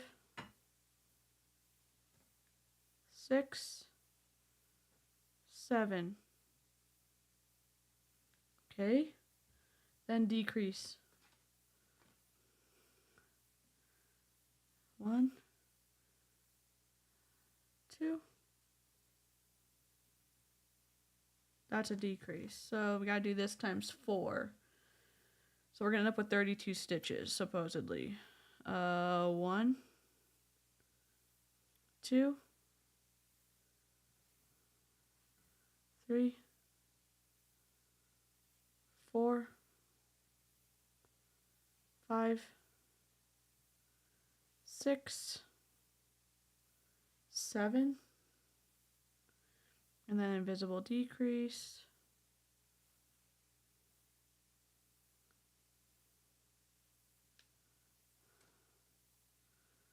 1, 2, 2, 3, 4, 5, 6, 7,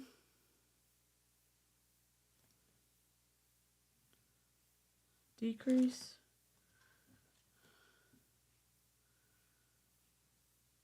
1, 2, 3, 4, 5, 6, 7, and a decrease. Okay. So we need 32 stitches. 1, 2, 3, 4, 5, 6, 7, 8, 9, 10, 11, 12, 13, 14, 15, 16, 17, 18, 19, 20, 21, 22, 23, 24, 25, 26, 27, 28, 29, 30, 31, 32. I did something wrong. I don't want to redo it.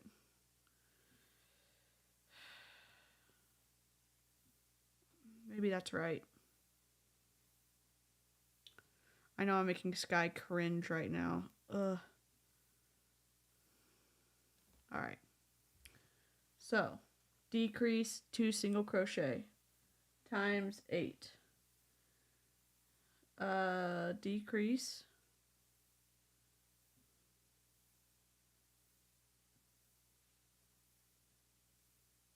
Decrease. Single crochet. Oh, 2 single crochet. Single crochet. Decrease. 2 single crochet. 1, 2. 1, 2. Decrease.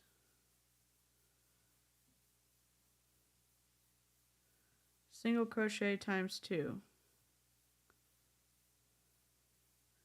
Decrease.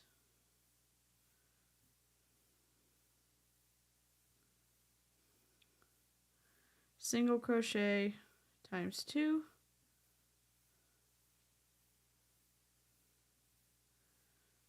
Decrease.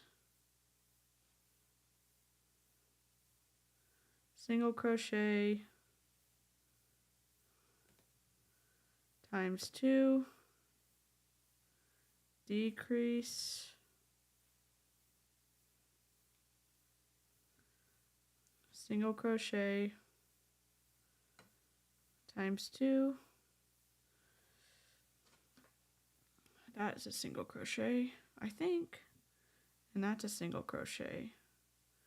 Then we've got a decrease. Then a single crochet times 2.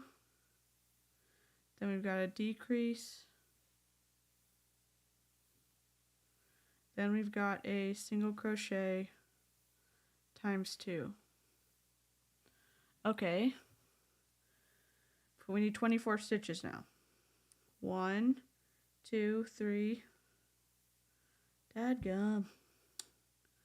1, 2, 3, 4, 5, 6, 7, 8, 9, 10, 15, 16, 17, 18, 19, 20, 21, 22, 23, 24. So, I think that's right. I don't know. I got my grandson here. Him and Corinthians played so hard, they both knocked out in the middle of the floor. Oh my gosh.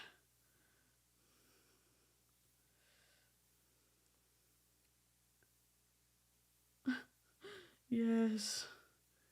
Ah.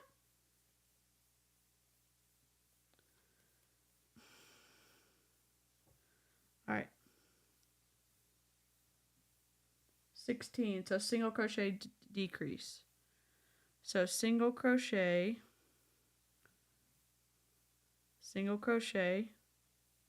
decrease.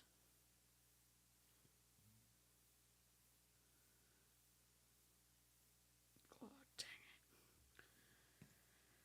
Single crochet, decrease. I'm supposed to be decreasing.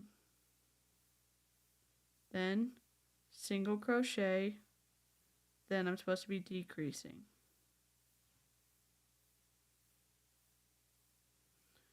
Then I've got single crochet, then I'm supposed to be decreasing.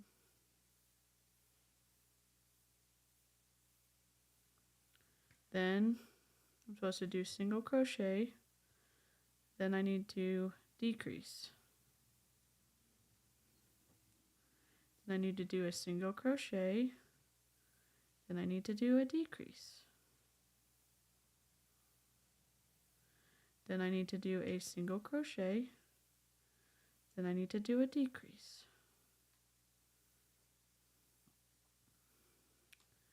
Then I need to do a single crochet, then I need to do a decrease.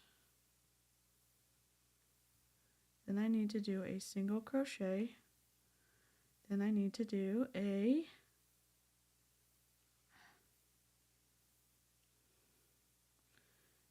decrease.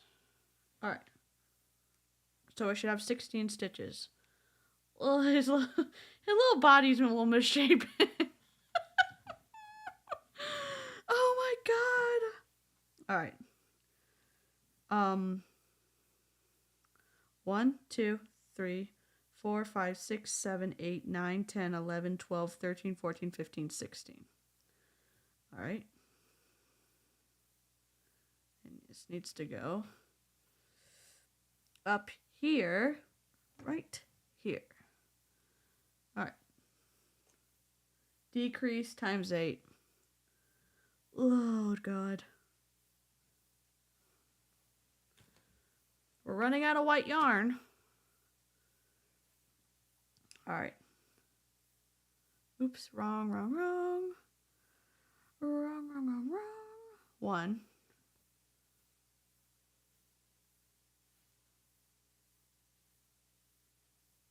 2.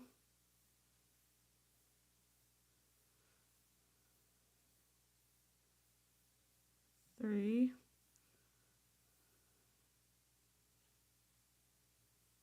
4.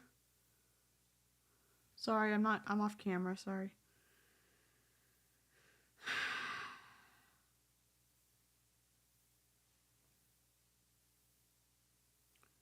5. 6.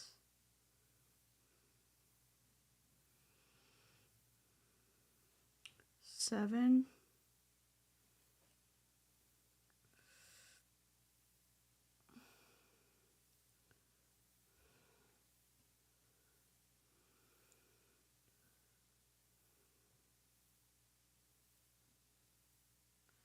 'Thanks, Fizzle Sticks. 8. All right.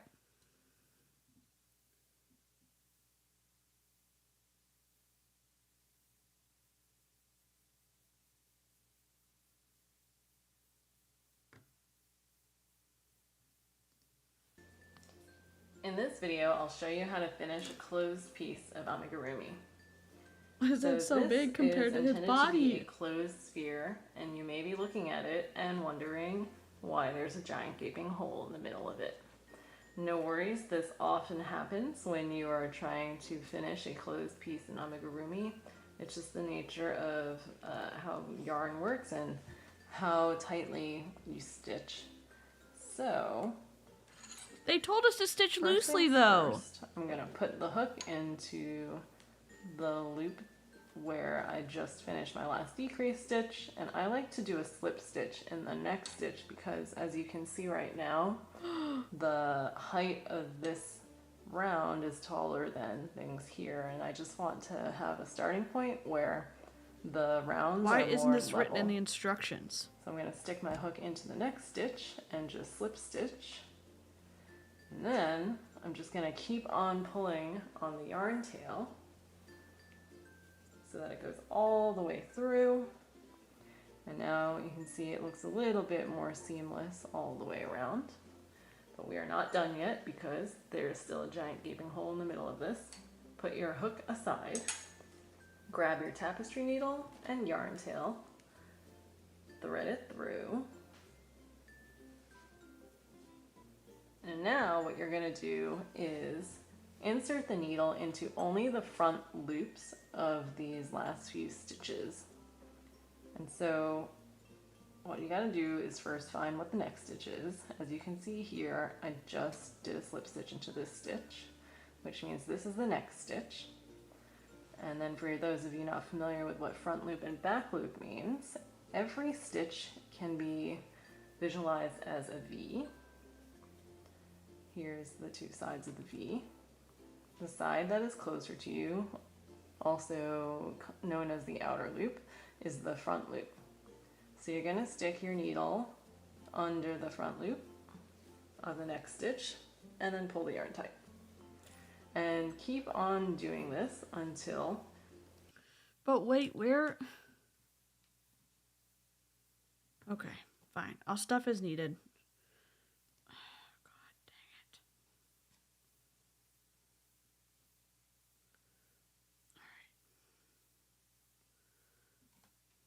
Oh my god. Oh, he's so cute. Or she's so cute. I think it's a dude. Okay. Let's figure this out. Gotta take this off. Alright, I need to rewatch this because I wasn't paying attention. The hole in the middle of it. No worries, this often happens when you are trying to finish a closed piece in amigurumi. It's just the nature of how yarn works and I don't have how scissors? tightly you stitch. So, first things first. Do I need to cut it? Put the hook into the loop where I just finished my last decrease stitch, and I like to do a slip stitch in the next stitch because, as you can see right now, the height of this round is taller than things here, and I just want to have a starting point where the rounds are more level. So I'm going to stick my hook into the next stitch and just slip stitch. Okay. And then I'm just going to keep on pulling on Oh, the yeah. yarn tail. I think it could be either. Or, you know, So that it goes all the way through. non-specific. And now you can see it looks a little bit more seamless all the way around. Okay. But we are not done yet because there's still a giant gaping hole in the middle of this. Put your hook aside. Okay. Grab your tapestry needle and yarn tail. Thread it through. Am I supposed to cut?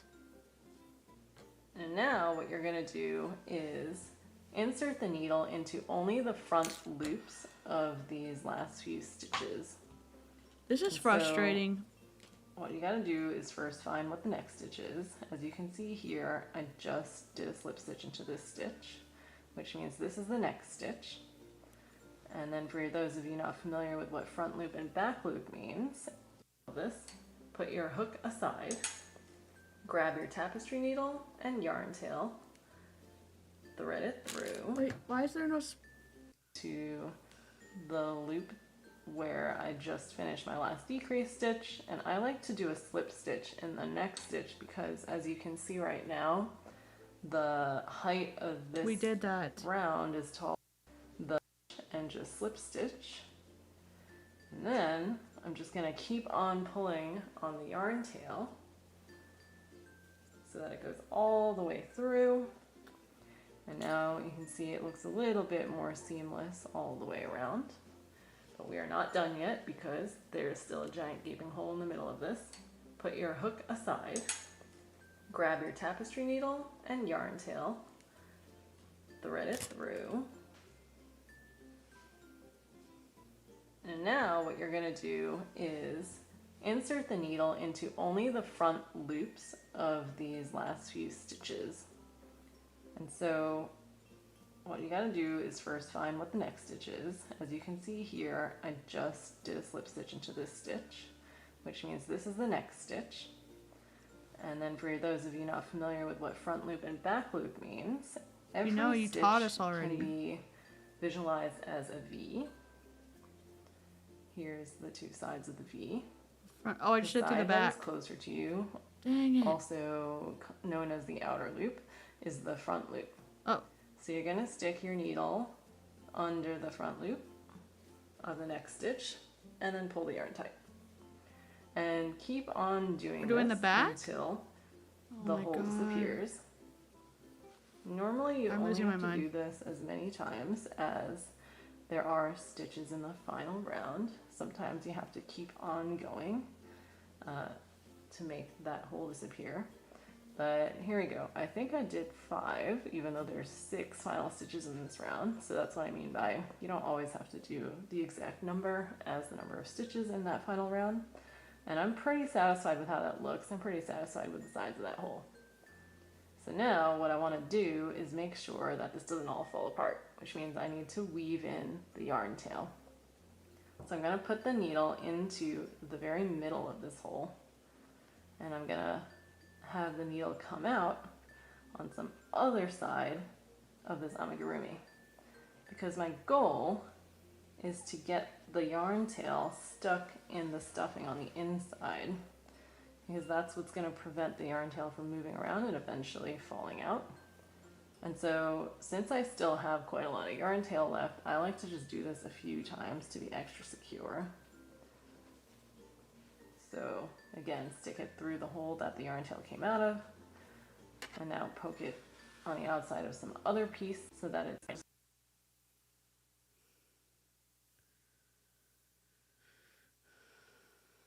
I don't know if this is right.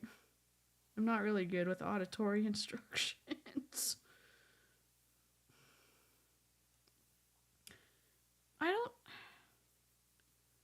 That's fine. I don't know.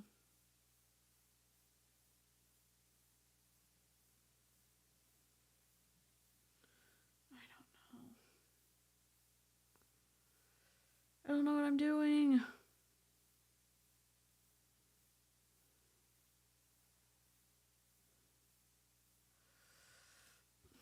I feel like I should knot it somewhere. Can I not knot it right there?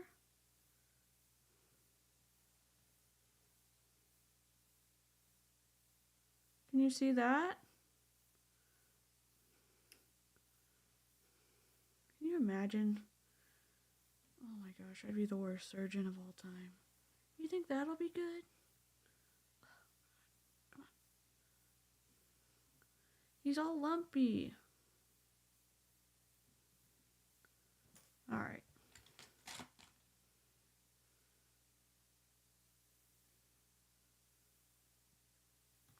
I don't know, I'm scared. You don't need to knot. It looks cute and like a unicorn, so I think you're going to be... Thank you.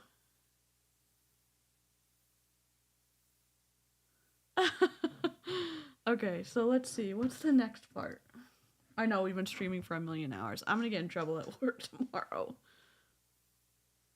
What time is it? Oh my god. Oh, it's only 1:13. All right, next.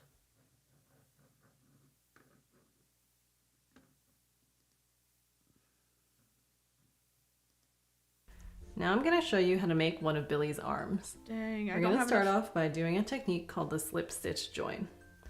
And to do that, we need to make what's called a slip knot. So take your yarn, position it so that the yarn tail, the cut off part of the yarn, is to the right, the rest of the yarn's off to the left. Now pick up that yarn tail and then make a loop with it. Now we're going to pick up the right side of this loop and simply fold it over itself so that we have a bit of this pretzel shape. We want to fold it over that long piece of yarn. Now we're going to grab that long piece of yarn in the middle of this loop, hold it with our right hand, and I then am also Lumpy. pull on Lumpy the is yarn cute tail too. with It the other is. hand until a knot forms. And it doesn't matter how big this loop is because you can adjust the size of it. So just put the loop on your hook.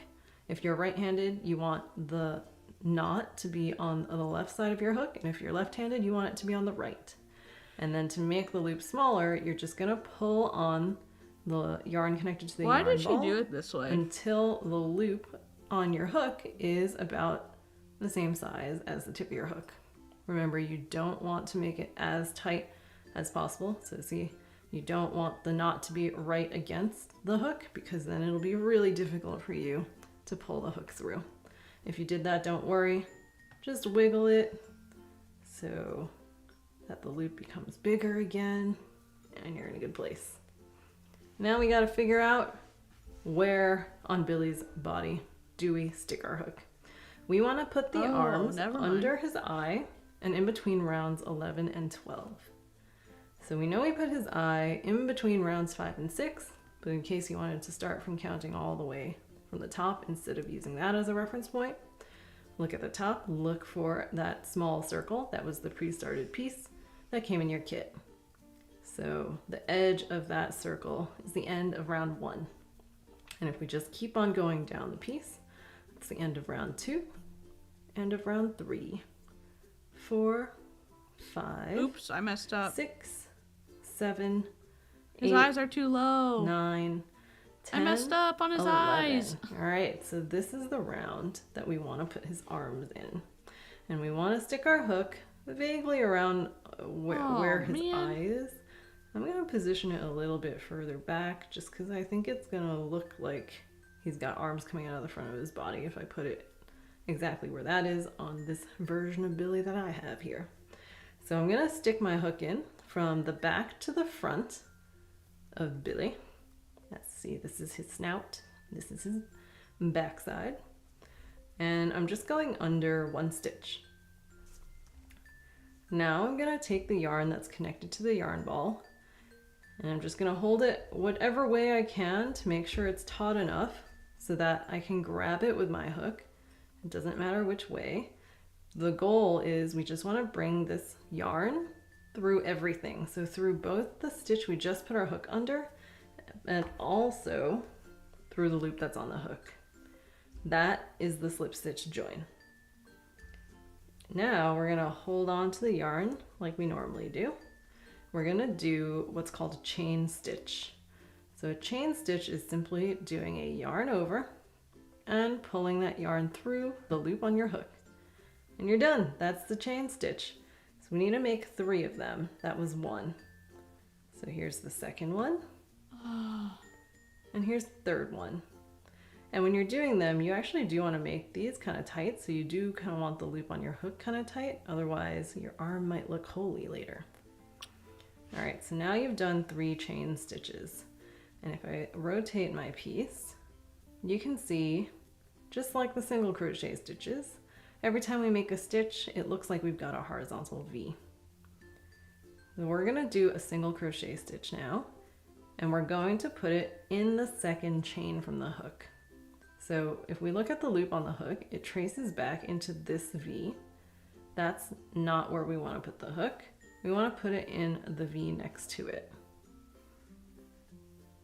Also notice how I kind of decided to rotate my piece. I was crocheting in this direction and then I rotated it so that I can basically keep crocheting in the same direction that I always do. So if I'm a righty, I'm always crocheting to the left. If I'm a lefty, I'm always crocheting to the right.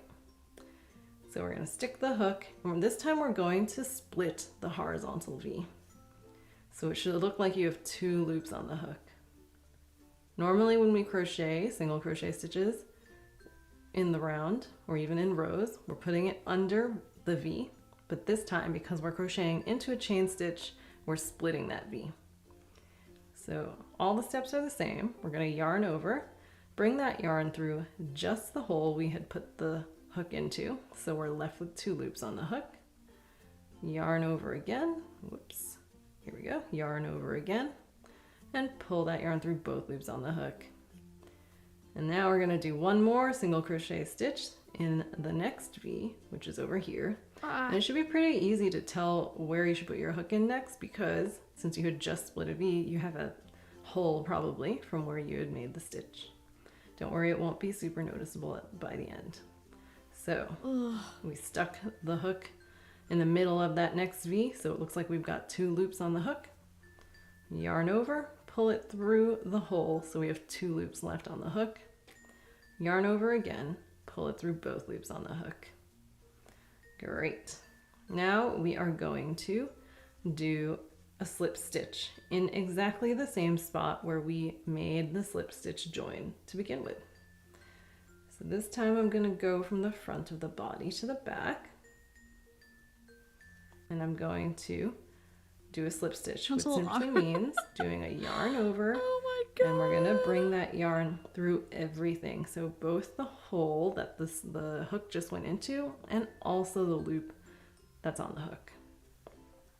Then we're going to fasten off. Oh my god! So that's a yarn over and pulling that yarn through the loop that's on the hook, and then pulling the hook away. Does it need to be further forward? Now we're going to grab our scissors. Why didn't we do a Cut double the yarn to make so the we arms have bigger? the yarn tail still. Oh my god. And keep on pulling that yarn until the tail comes all the way out. And we are almost done here. What we want to do is pull on both yarn tails to make it super snug. And then we're gonna tie a knot, just a regular shoelace tie type of knot with the 2 ends to secure it. And then we're gonna hide these 2 yarn tails. This is commonly how you hide yarn tails in amigurumi. So my tip, by the way, is to cut the longer of the yarn tails so that it's a little bit less unwieldy.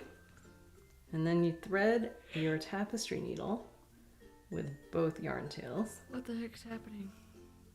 You don't have to do them both at the same time. I'm just lazy and like to save time by doing this. Okay, so now we want to put the needle in a spot so that we won't be able to tell that we've been hiding the yarn tails. So it should be right behind where you would insert your hook. So I'm gonna put it through this hole and then stick it out some other side of my unicorn. Pull it through. And since I've got some, oopsie, so now you can't see at all, even that there was a hole there. But since I've got some extra yarn tail, I like to do this again. So I put it back in the same hole it came from and out some other part of the amigurumi.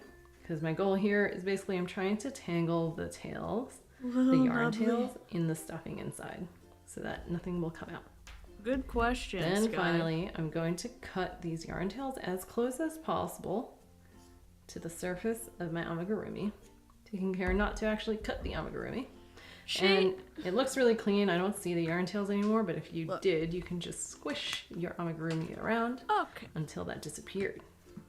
And here's one of Billy's arm. Now you just repeat that on the other side. Okay, I need to do like a double crochet something or other because disconnect. Add. My iPad is just continuing to disconnect. Okay. Here's my question. Oh, his eyes. Oh my god. I think his arm should go more right here. Maybe right there. It's more, I think it should be further. Like right there. I still have to have it up for the ears. Oh my gosh. Maybe this will be enough. Okay. Slip on. Slip on. flame on. Okay. Slip, stitch. Okay. Then we go, gosh dang it, chain 3. For the love of God. 1. No. I just don't know why it's not like a double crochet or something. Like, look. Let's just try it. So, 1, 2, 3. I'm gonna run out of thread. Oops.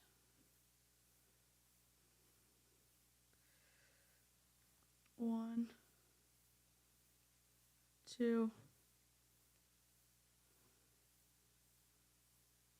3. You know what I mean? To have a little bit of a bigger. I'll just do that.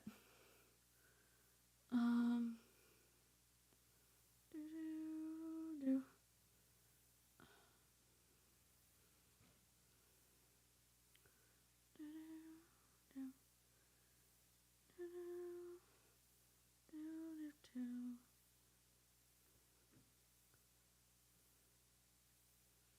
You know what I mean? Just like a little beefier. Oh my gosh. Where's this arm not supposed to be that far in front? That one's kind of far in front. I'm gonna do the double. I'm gonna make an executive decision. I don't know what I'm doing.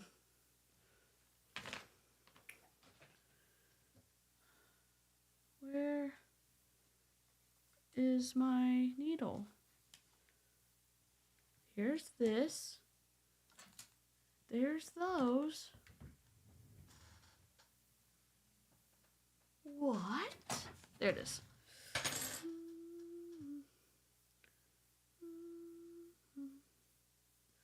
I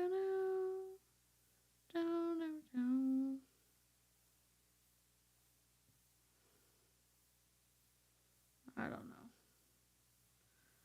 I don't know.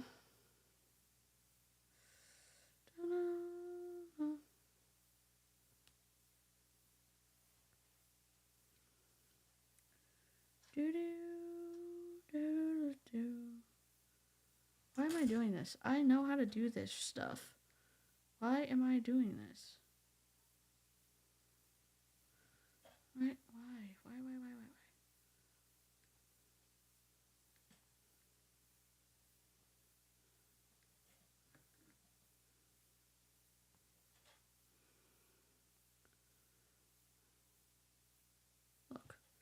Look. Executive decision. He's so cute. I don't know. This... I don't get why she's like... She literally told me to be loose, and she was like, push it all the way in. And look how loose my stitches are. I don't get it.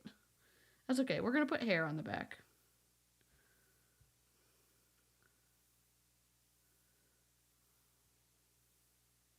Just like, I don't... Just moving this over here.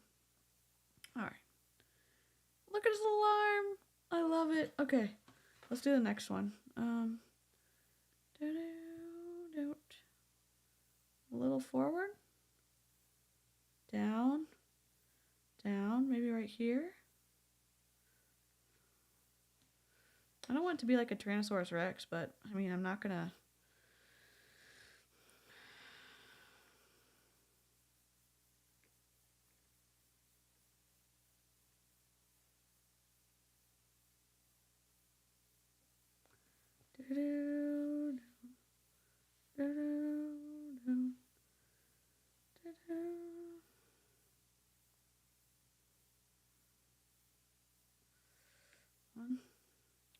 I changed the pattern. Not in a meaningful way, in a you need beefier arms kind of way. So we did a double crochet instead of a single crochet. And here we are.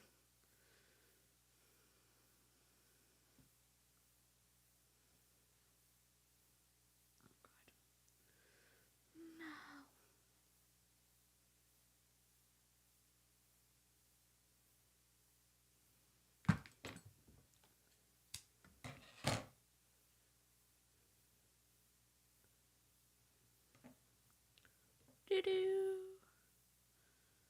Boodle-doo. Da-da. Oh! Oh no, he's a little...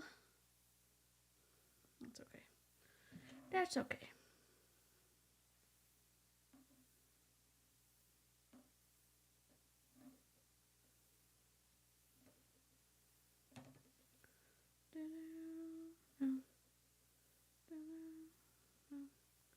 There you go, that fills the hole in.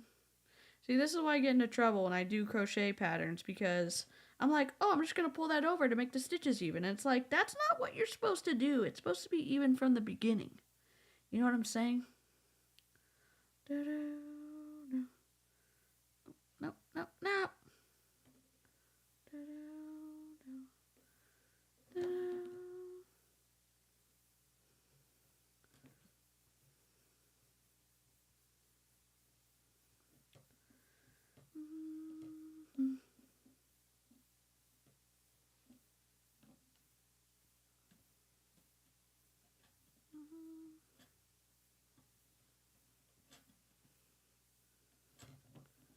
Oh man, you can see that.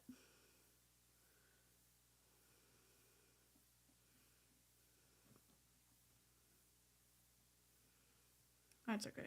I don't care. I mean, I do care. I'll fix it later, is what I'm trying to say.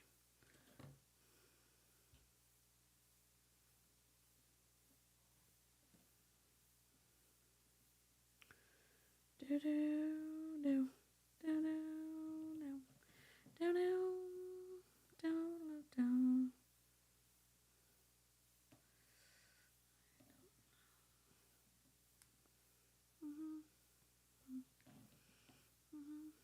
I mean, you can see that.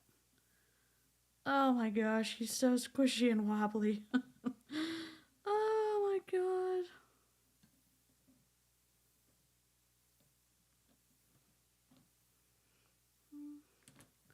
I'll just go to the other side.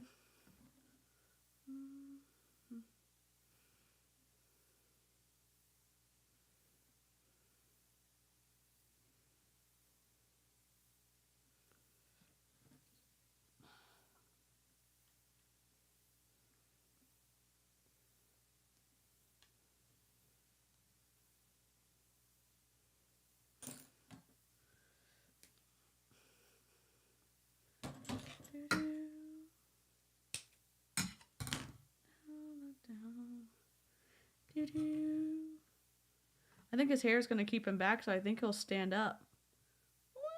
There's so many holes. Maybe if you give the pattern another go, it'd make more sense. Yeah. Okay, let's see what the hair is like.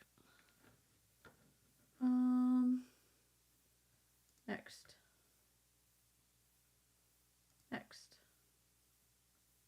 Oh my gosh, the horn is next. In this video, you're going to learn how to make a magic loop.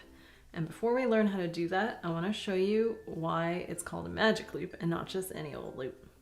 It's because of this step. Once we're done crocheting the number of stitches that's supposed to go in the magic loop, when we pull on the yarn tail, the hole in the middle of all that disappears. Whoa, so magical. All right, so get ready. You are now ready to learn the magic loop. So take your yarn hand and face the palm to you. Grab the yarn with your other hand, holding onto the yarn tail. And you're gonna loop it once around your pinky from in front of your palm to the back, just like you normally hold it when you're holding yarn. You're gonna drape it over your index finger, but this time you're gonna also loop it over your index finger and make an X in front of your index finger. You're gonna hold on to that intersection point and take the loop off of your finger.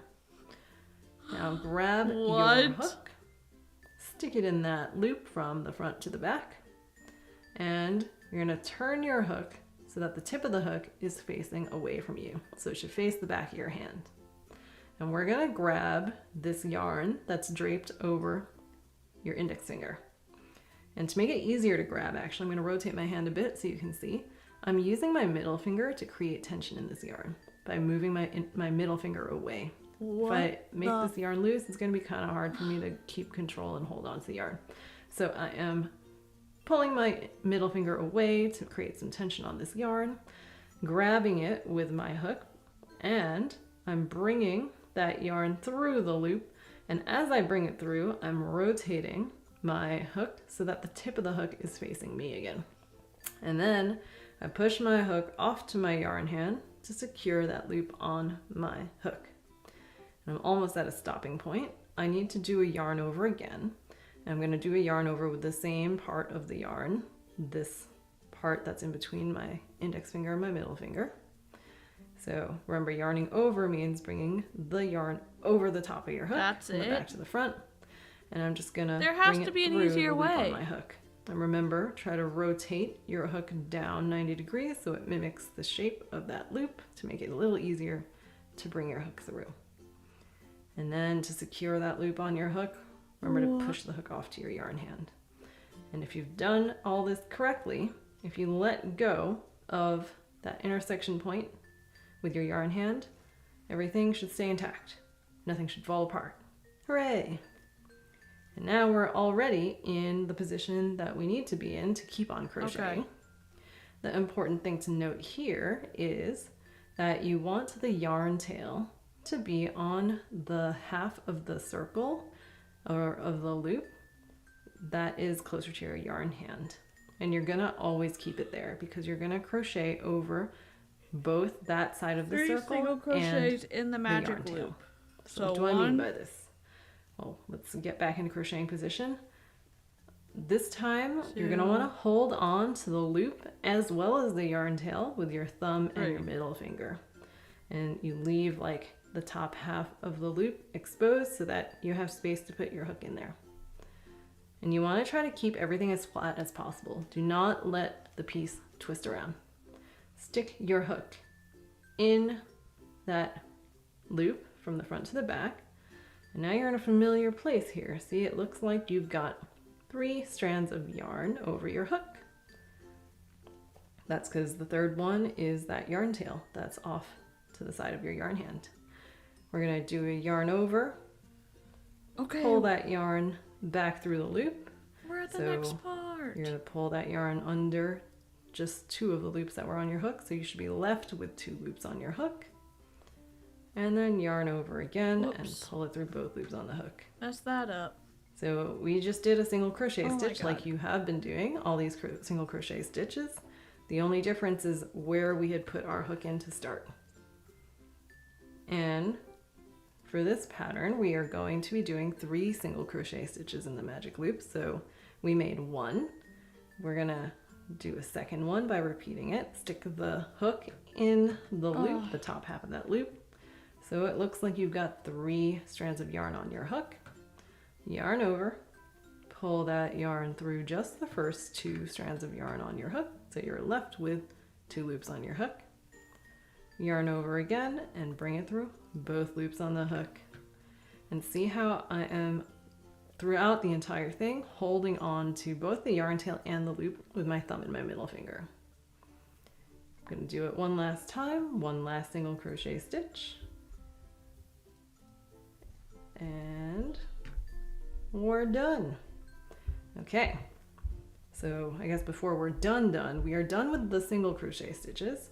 Now it is time to do that magical part. So pull your hook away from your piece so that the loop for your hook gets real big. Don't want to lose all the hard work that we just did. Hold on to the stitches you made with one hand and then pull on the yarn tail with the other, so that that loop that you had been holding with your yarn hand disappears completely. And there you have it. This is a magic loop with 3 single crochet stitches in it. Don't worry about the fact that it doesn't form a complete circle yet. When you work in the next stitch of the next round, or I guess the first stitch of the next round, that's what's going to complete it all. Okay. Ugh. So it says round 2 increase times 3. I don't.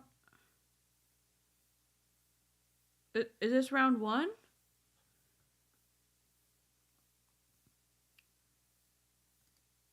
So since the horn is such a tiny piece, I'm going to crochet this with you so you can see how my hands work with something that's so small. So we just made the magic loop with 3 single crochet stitches in it. We need to get back into crocheting position. So we gotta stick our hook back in that loop and make the loop smaller. Remember that the part of the yarn that moves when you pull on the yarn connected to the yarn ball should be the part of the yarn that's in front of the hook. Okay. I'm gonna pull on it just tight enough so that the hook is right against my magic loop, but also not super tight, because I want to easily be able to remove my hook from that loop. Okay, so you might be looking at this and wondering, how do you know which way to go next? Well, one, you could, every time you crochet a single crochet stitch in that magic loop, you could have used the stitch markers to put it in there.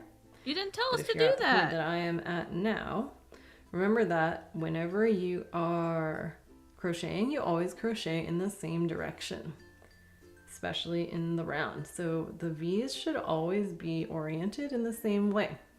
So if you're right-handed, it means that the bottom of the V should be to the right and the opening of the V to the left. And if you're left-handed, it's flipped.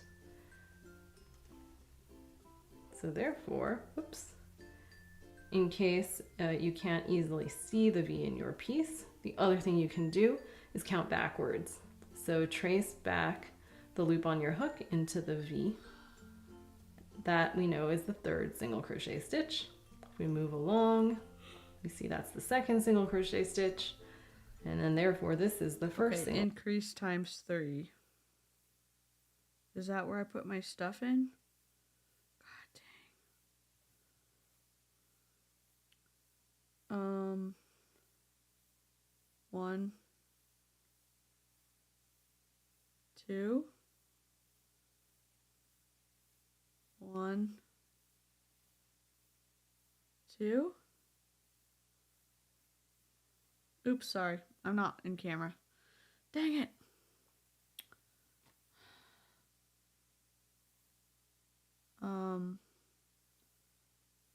One, 2. Okay. Rounds 3 and 4. Okay. 1, 2, 3, 4, 5, 6. Okay, so that's single crochet. 1, 2, 3, 4, 5, 6. That is 3, right? Right?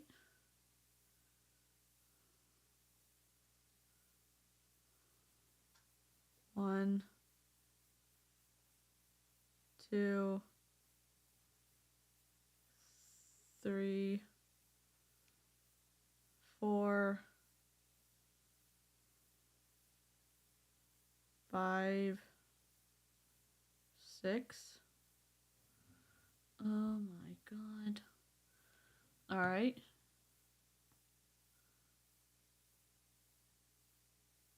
Was I supposed to keep some of the stuffing out?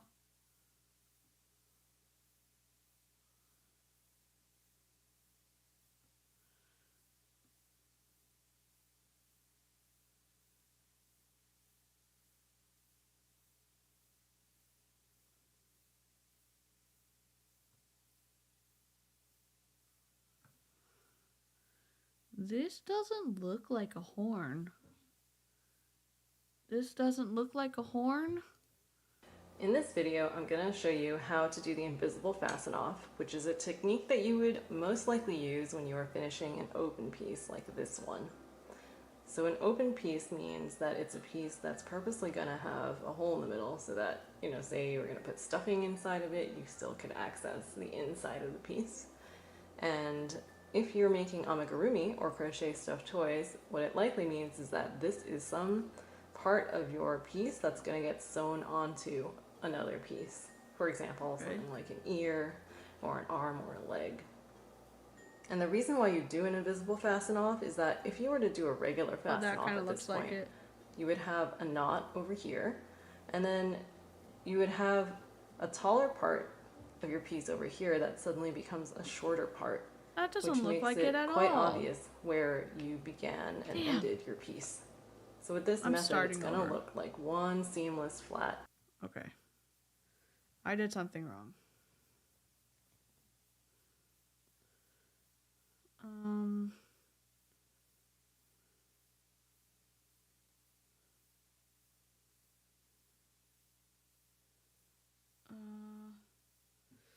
I don't remember how to do the magic loop.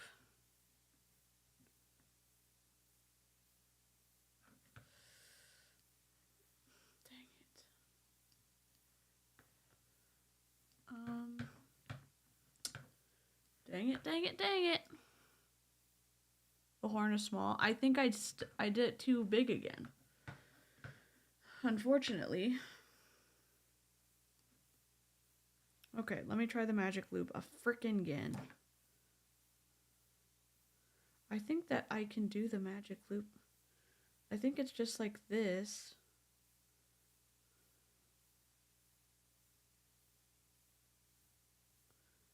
Hold on.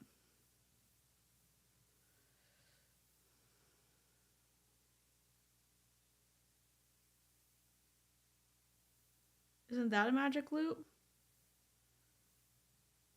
If it moves, isn't that... It needs to be the other side though, right? The other side needs to be the one that pulls. Okay. Okay.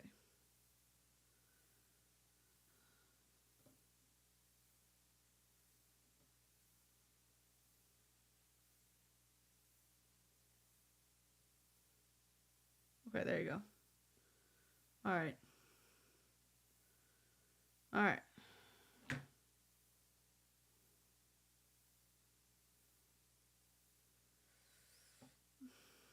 Okay. Oops. I don't understand why. That's okay. We're gonna figure this out.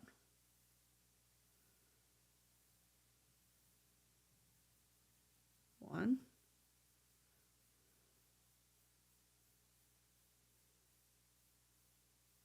Two.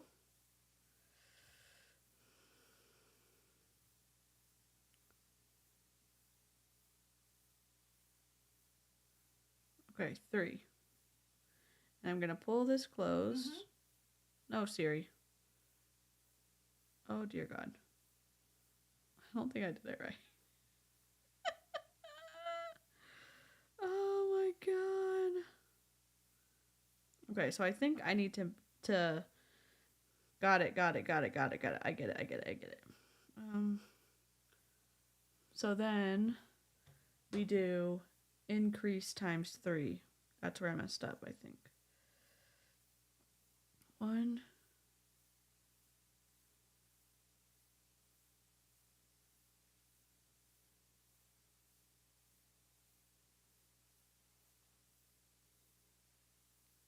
One.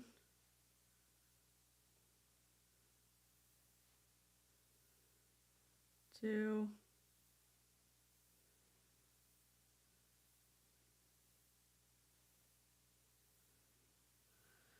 Okay. Am I supposed to like do that or something?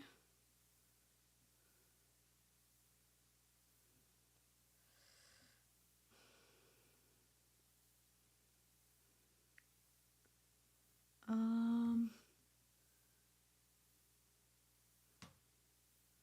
need to do 2 rows.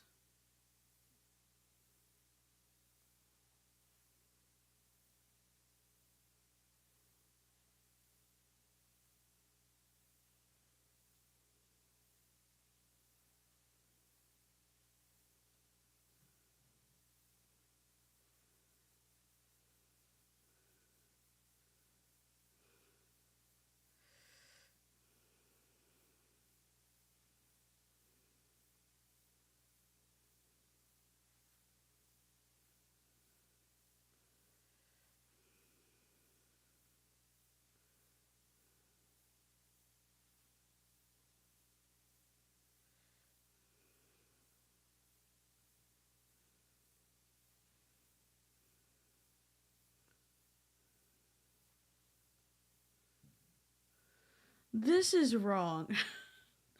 God dang it. Okay, what am I doing wrong?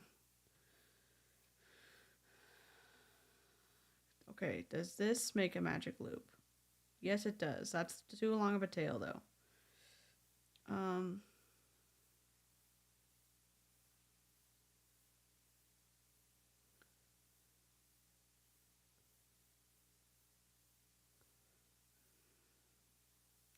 Okay, so that makes a magic loop. When we want to sew the tail into the loop, correct? Which way are we going? Oh my god. Single crochet, which is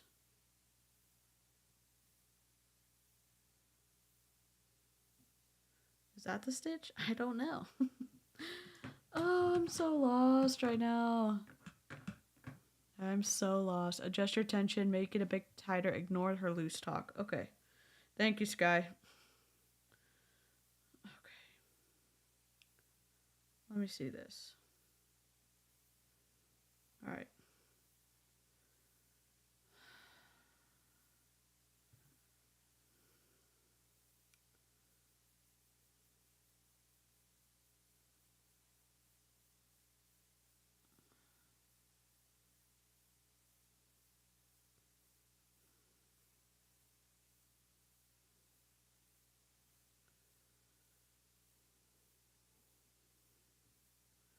Okay.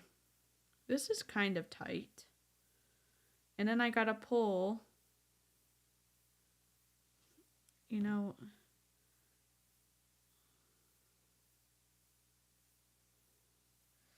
and I'm pulling the tail.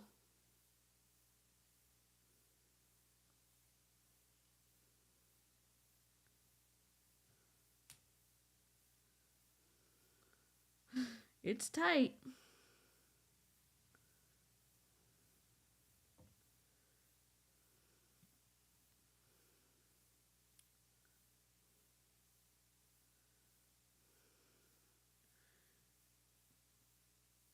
Okay.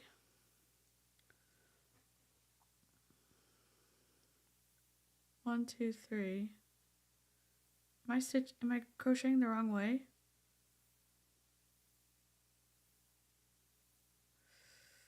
I don't get it. Okay, we've got this. All right.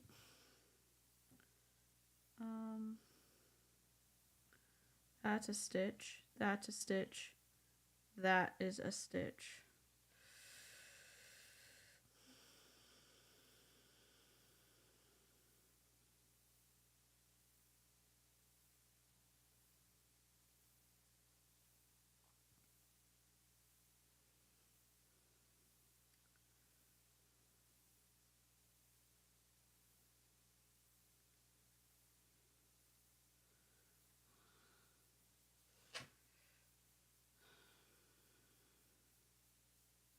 One.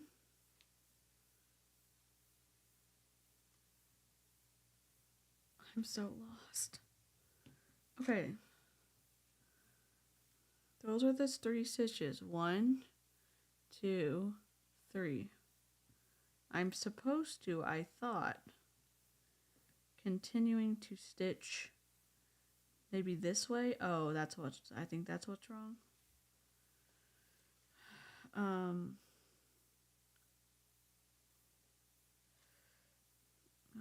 2.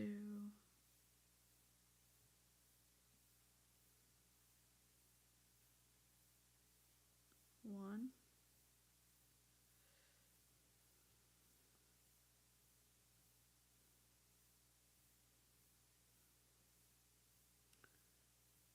2.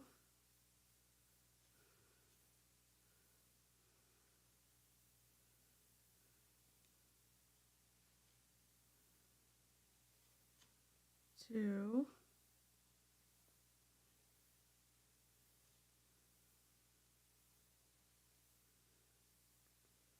2.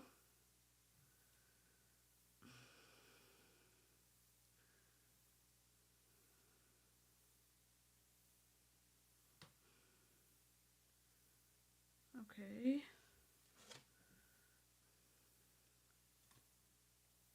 So I have 6 stitches now.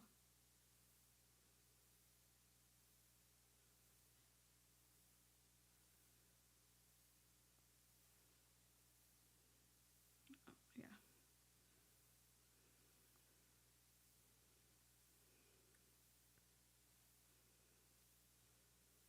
Oops.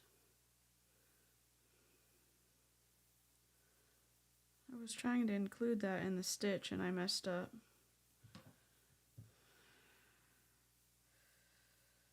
1, 2,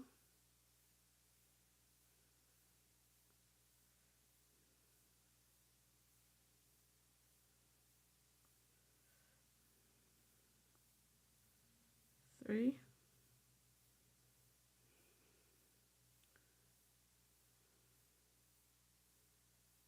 4,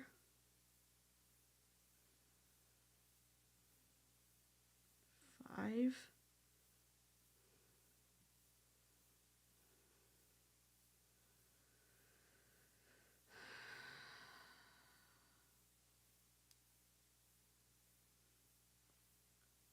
6.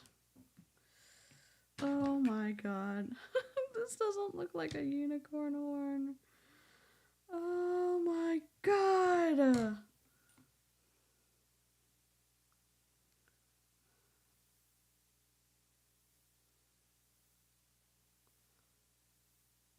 1,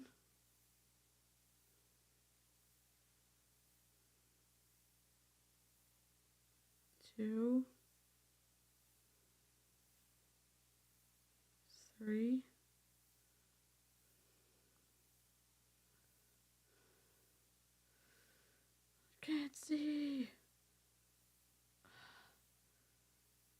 4. I don't know what I'm doing. 5. It's a little lumpy. 6. God. Oh my god. It's so bad.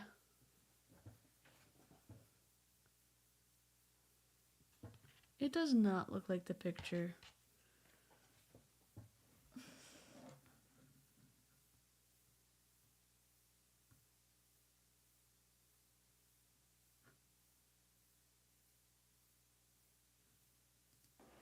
And you want to look at the stitch that this yarn tail is coming out of. Now we are going to see how nice and even it looks. So to begin with, let us pretend that we have just finished our last stitch of this open piece. And instead of fastening off as we normally would, we're going to cut the working yarn to make a yarn tail that I would say should be at least 3 times the circumference of whatever it is, of whatever this open piece is.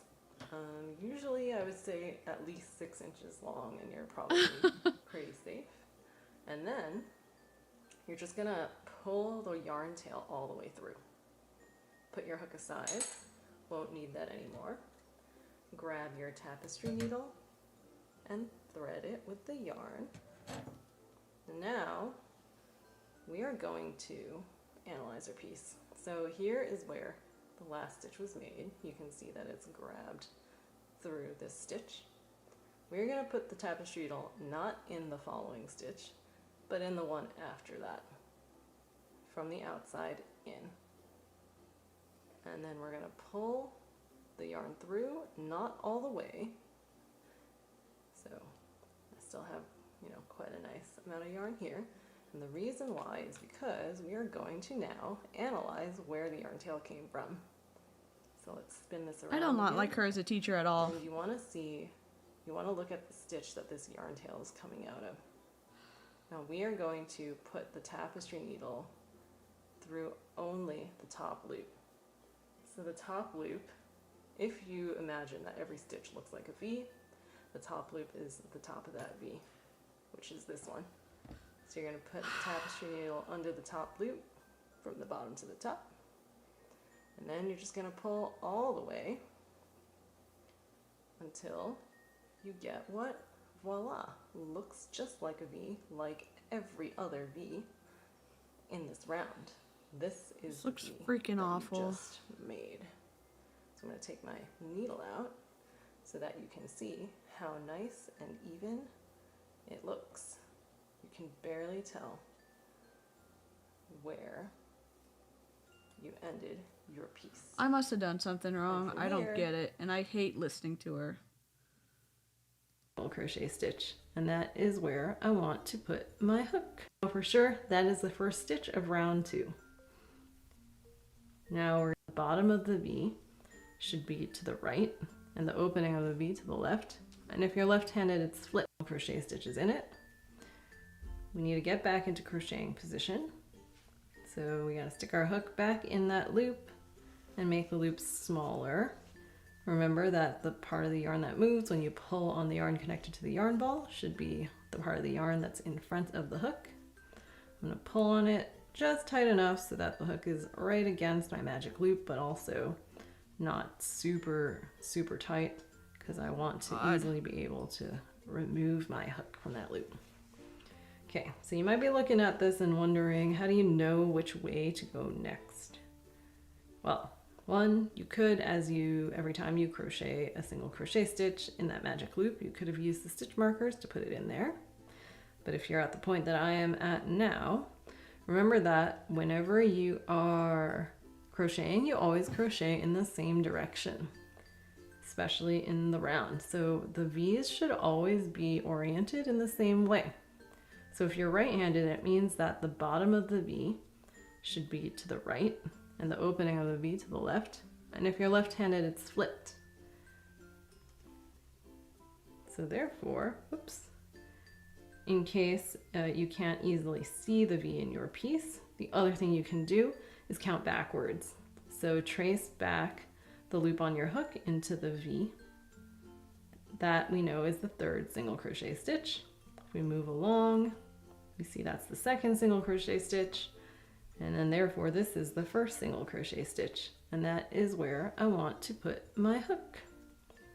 I'm gonna start off by doing an increase stitch. So for round 2, we're gonna do 3 increase stitches. So it's what you already know how to do. And actually, I'm gonna up the ante and teach you a trick. I don't want any tricks. I just... Damn.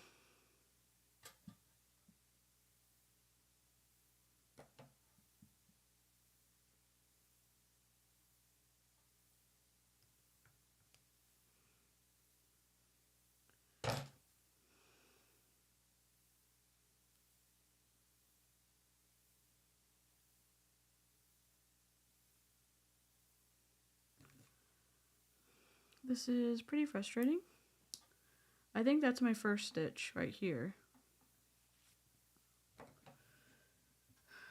For how you can avoid having to hide yarn tails and weave a moon. So you have this yarn tail from your magic loop. After you stick your hook into a stitch, you can then bring that yarn tail over your hook like a yarn over, because that's how you're going to crochet over it to secure the yarn tail. So yarn over, bring that yarn under everything besides the last loop on your hook. Yarn over again, pull it through, both loops on the hook. And pause, because we are good stitch marker using citizens. We're gonna stick that stitch marker in the stitch we just made. So now we know for sure that is the first stitch of round 2. Now we're gonna put our hook in exactly the same hole. And again, I'm gonna put the yarn tail on top of my hook so that I'm just crocheting over it as I finish that increased stitch. Then I'm gonna move 1 stitch over, do another increased stitch, and see how I am crocheting over the magic loops yarn tail the entire time. That way I don't have to worry about weaving it in or hiding it later. Something you also may have noticed is as I'm crocheting, sometimes when I'm crocheting smaller pieces, I change the way I hold the yarn.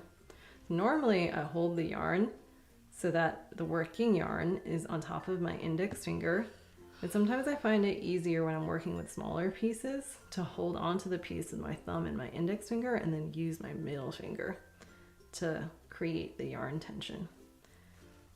So maybe this doesn't work out for you. You just need to figure out a way that is comfy for you so that you can still have an even amount of yarn tension. Okay, I have finished round 2. I made 3 increased stitches, and I can double check I did that correctly because I'm going to count starting from the stitch mark by the stitch marker. 1, 2, 3, 4, 5, 6. Excellent. Then I'm going to take the stitch marker out, remember exactly where it was, put my hook in that same spot, and do a single crochet stitch to start round 3. Put my stitch marker back in there. Now we know for sure this is the first stitch of round 3 forever and ever. And I'm gonna do 6 total single crochet stitches in round 3.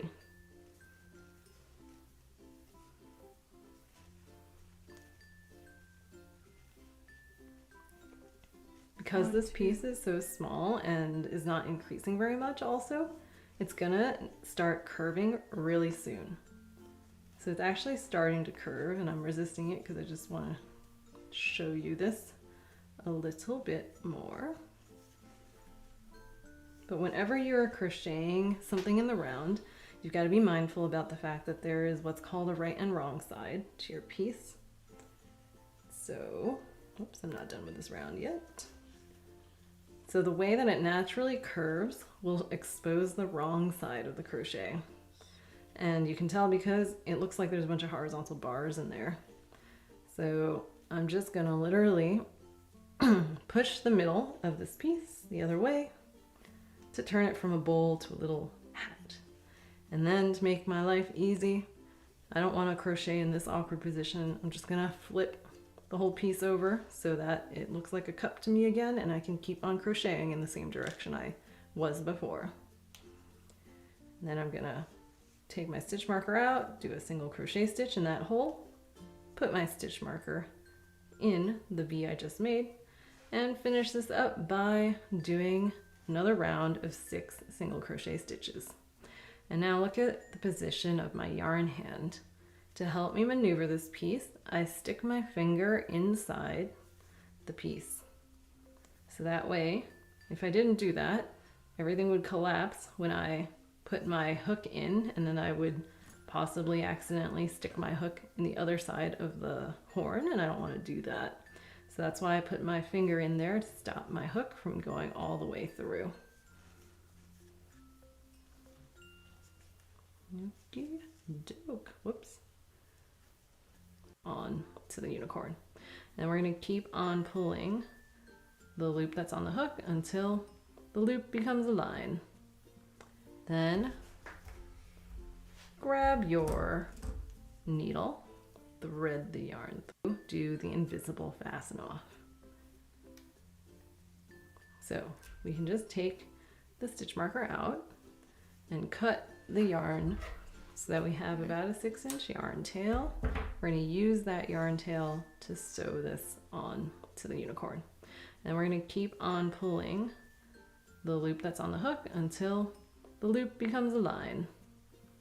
Then grab your needle, thread the yarn through the needle. And if we look at the rim of our piece, Night, Kira. we see that the last stitch went under this V. You can tell because I can see how the yarn traces back in there. Which means I want to put my needle not under the V next to it, but the one after that, from the front to the back. And I'm going to pull it through, but not all the way just yet. I'm now going to look at where the yarn comes out of. Look at the V that the yarn comes out of. I'm going to split that V, and I'm going to put my needle only under what's called the back loop of the V. So the half of the V that's further from me.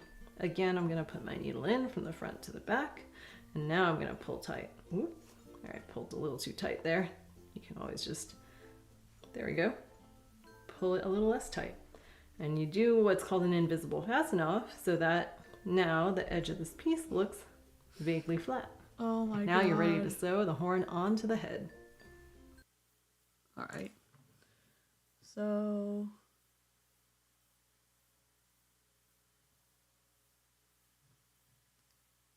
in this tutorial, I'm going to show you how to join an open piece of amigurumi to a closed piece. And joining means the process of sewing essentially these pieces together so that you have one nice, completely contained amigurumi.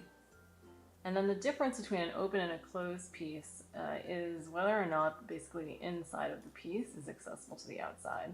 So this yellow piece I have represents a beak, and that's why it's got still an opening over here, because we're going to use that to sew onto this closed piece.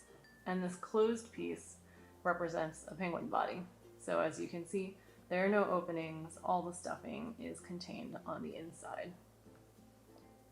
So my stitches once you've are fastened off loose. both the closed piece and the open piece, you'll want to thread the yarn tail of the open piece into a tapestry needle.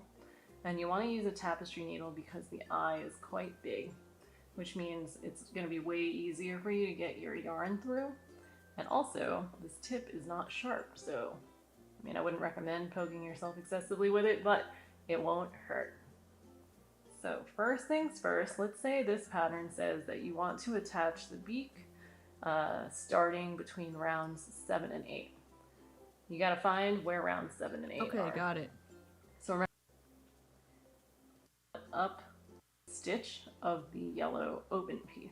Over here, to start with attaching our beak, so I'm just gonna position it like so.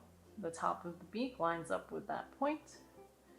And then, as you can see over here, my yarn tail is coming out of this point of the beak.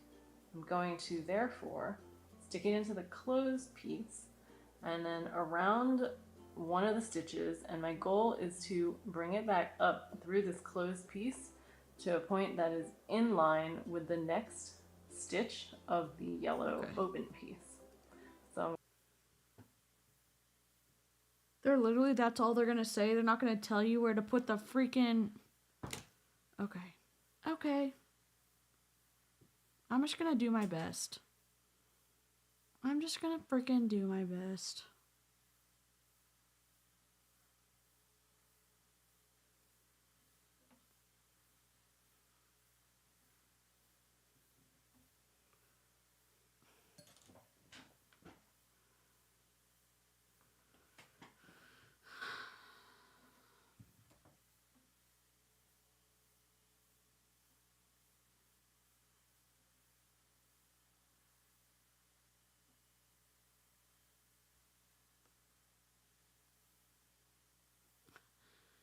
This horn isn't very big yet. Oh my god.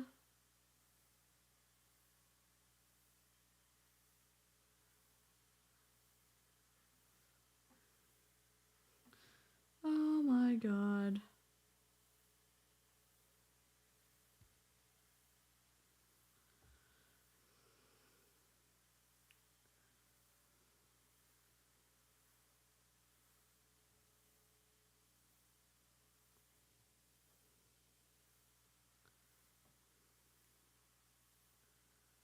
Literally.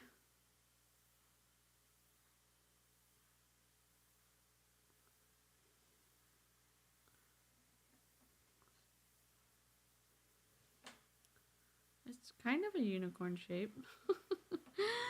Oh my Lanta!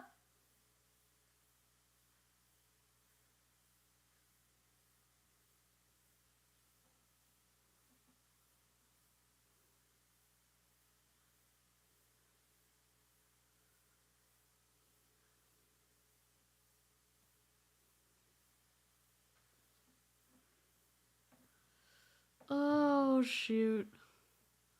His little horn. Or hers.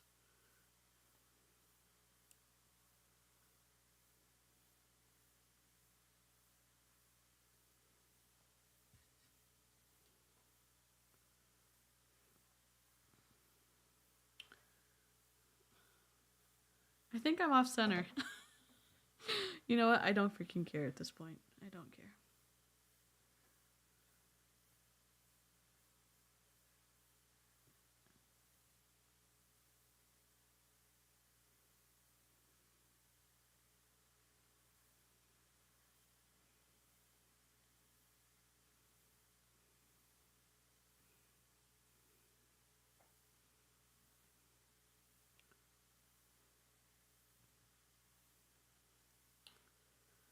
Oh my god. There's a hole. There's a hole.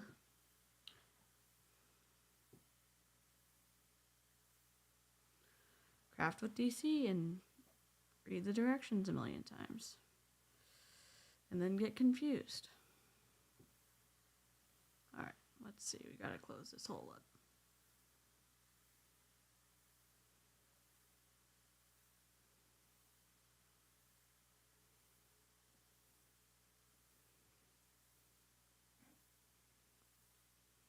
Alright. The hole's been repaired.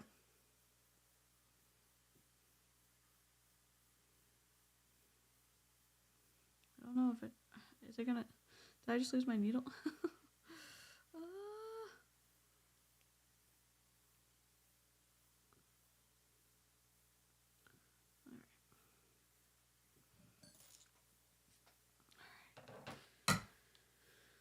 I may have to do the main tomorrow.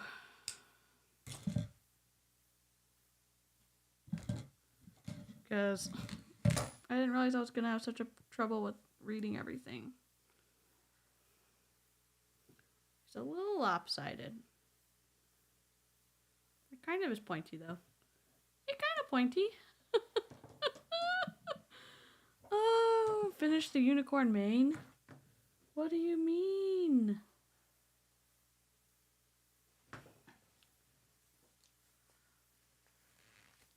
Okay, hold on. Okay, magic. He's top heavy now.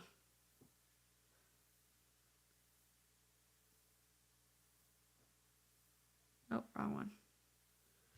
Wrong way.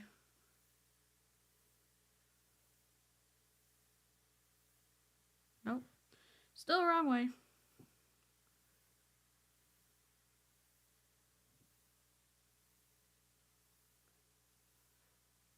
There we go.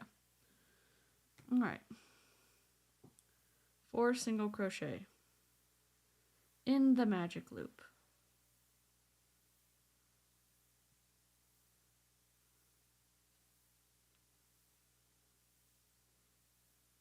One, 2,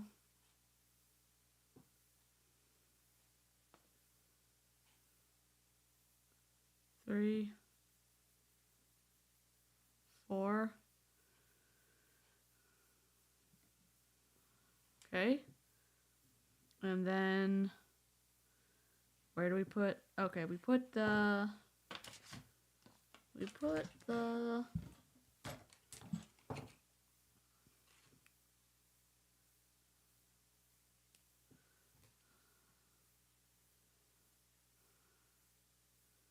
okay.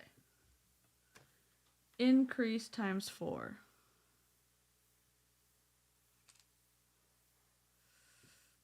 Okay. 1, 2, 3, 4.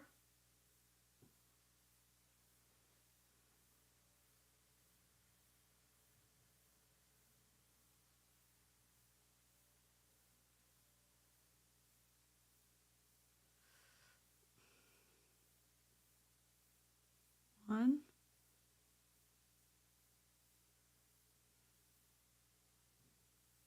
2. So that's not the right one to be on, right? 1, 2. That's the right one.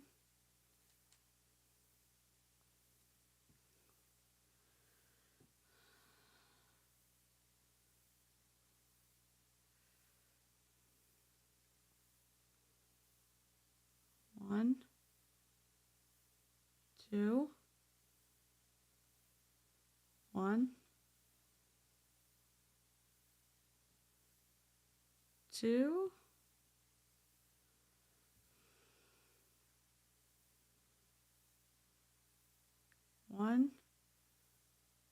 2, 1, 2, 3, 4, 5, 6, 7, 8. All right. And then single crochet increase. 1,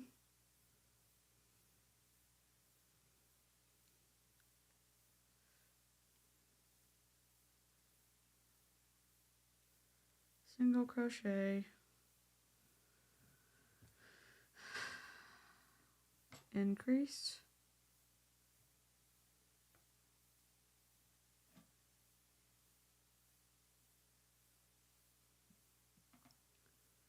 single crochet, increase,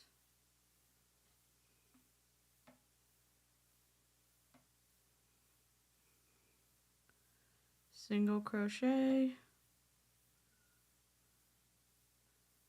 increase,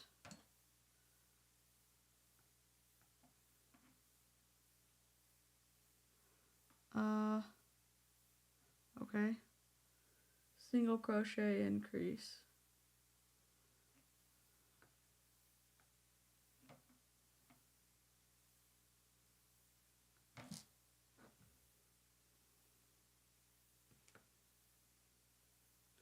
One, 2, 3, 4, 5, 6, 7, 8, 9, 10, 11, 12. All right. Then what do we do? 4 through 23. 12 single crochet. Okay. 1,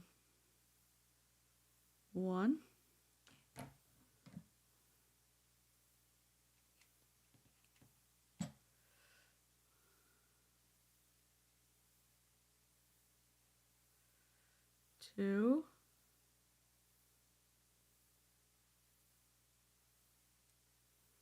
3, 4, 5, 6, 7, 8, 9, 10, 11, 12. So that's 1, right? Keep track of your rounds. Oh, like shoot. Okay. I'm going to type it on my computer. I'm going to open a sticky note.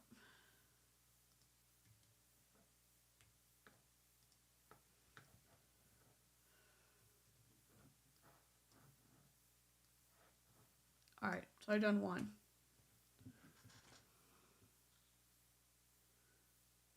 And 1,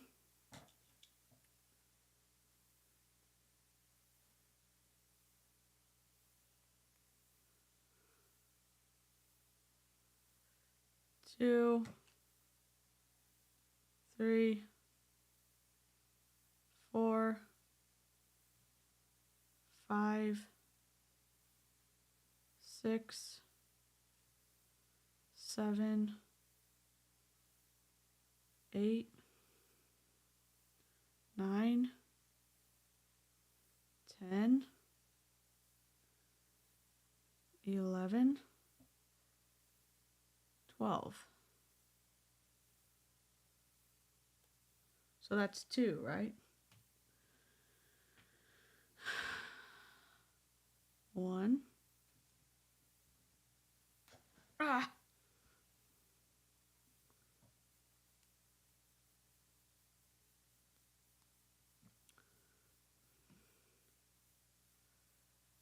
2, 3, 4, 5, 6, 7, 8, 9, 10, 11, 12.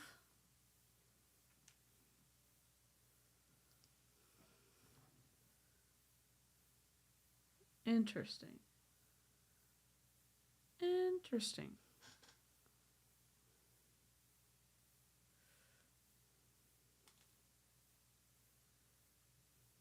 Oh, that was 3. That was 3, right? 1.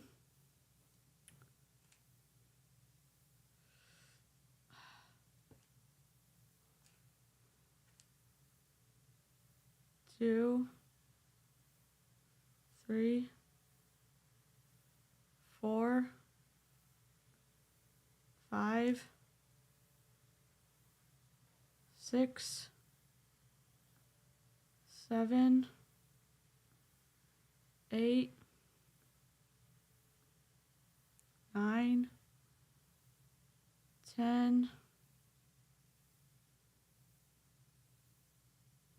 11, 12. So that's 4. Oh dear God.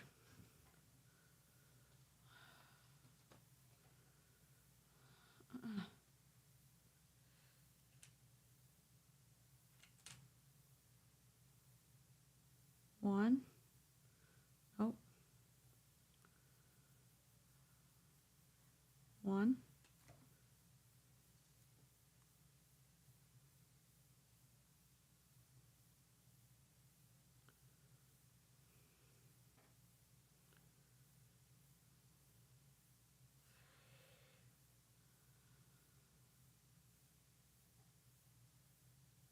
5,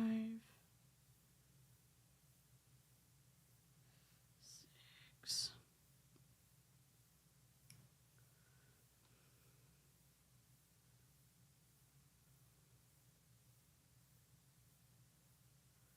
I don't know what I'm doing. I don't know how to keep good tension on this either. I'm sure that's why I messed up on the unicorn.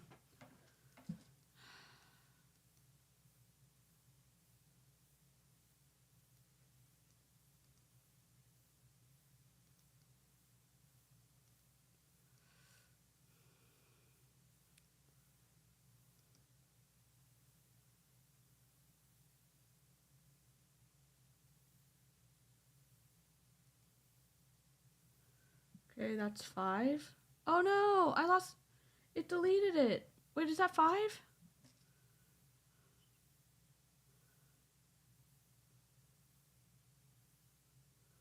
I don't know what I'm at. Whatever.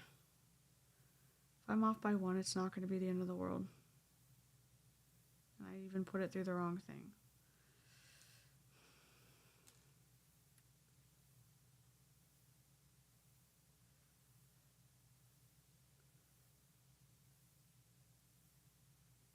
One.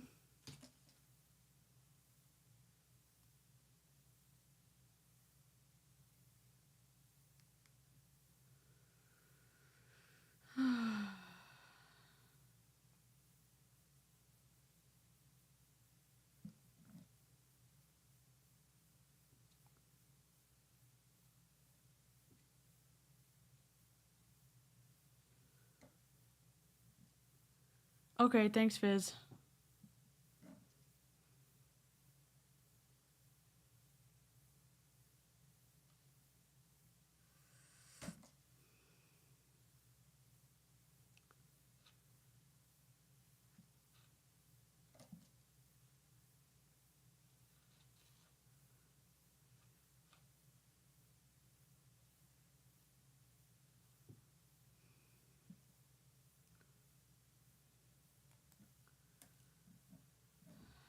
Okay, so that's 6 now. 6. 1.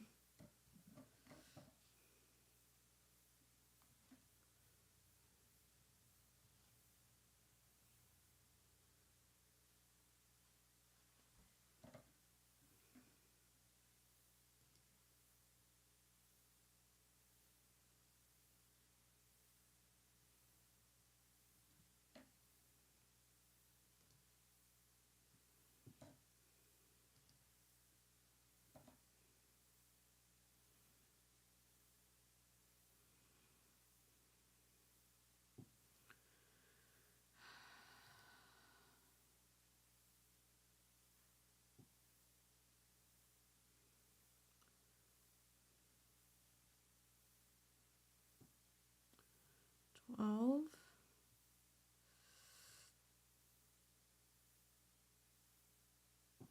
So that's 7.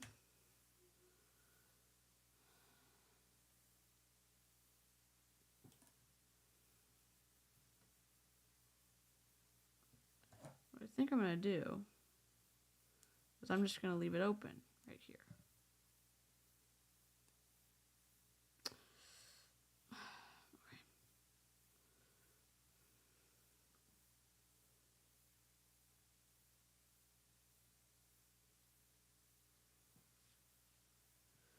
What the heck?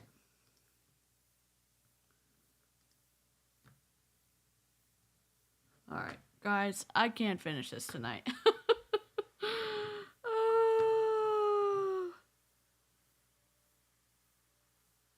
Y'all, you've been awesome. I'm gonna have to finish this tomorrow night because there's bangs left. So, oh my gosh, this is where we ended up.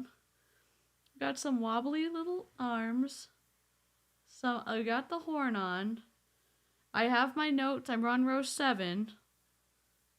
We're working on the hair, and I'm gonna do the bangs tomorrow. Oh my god.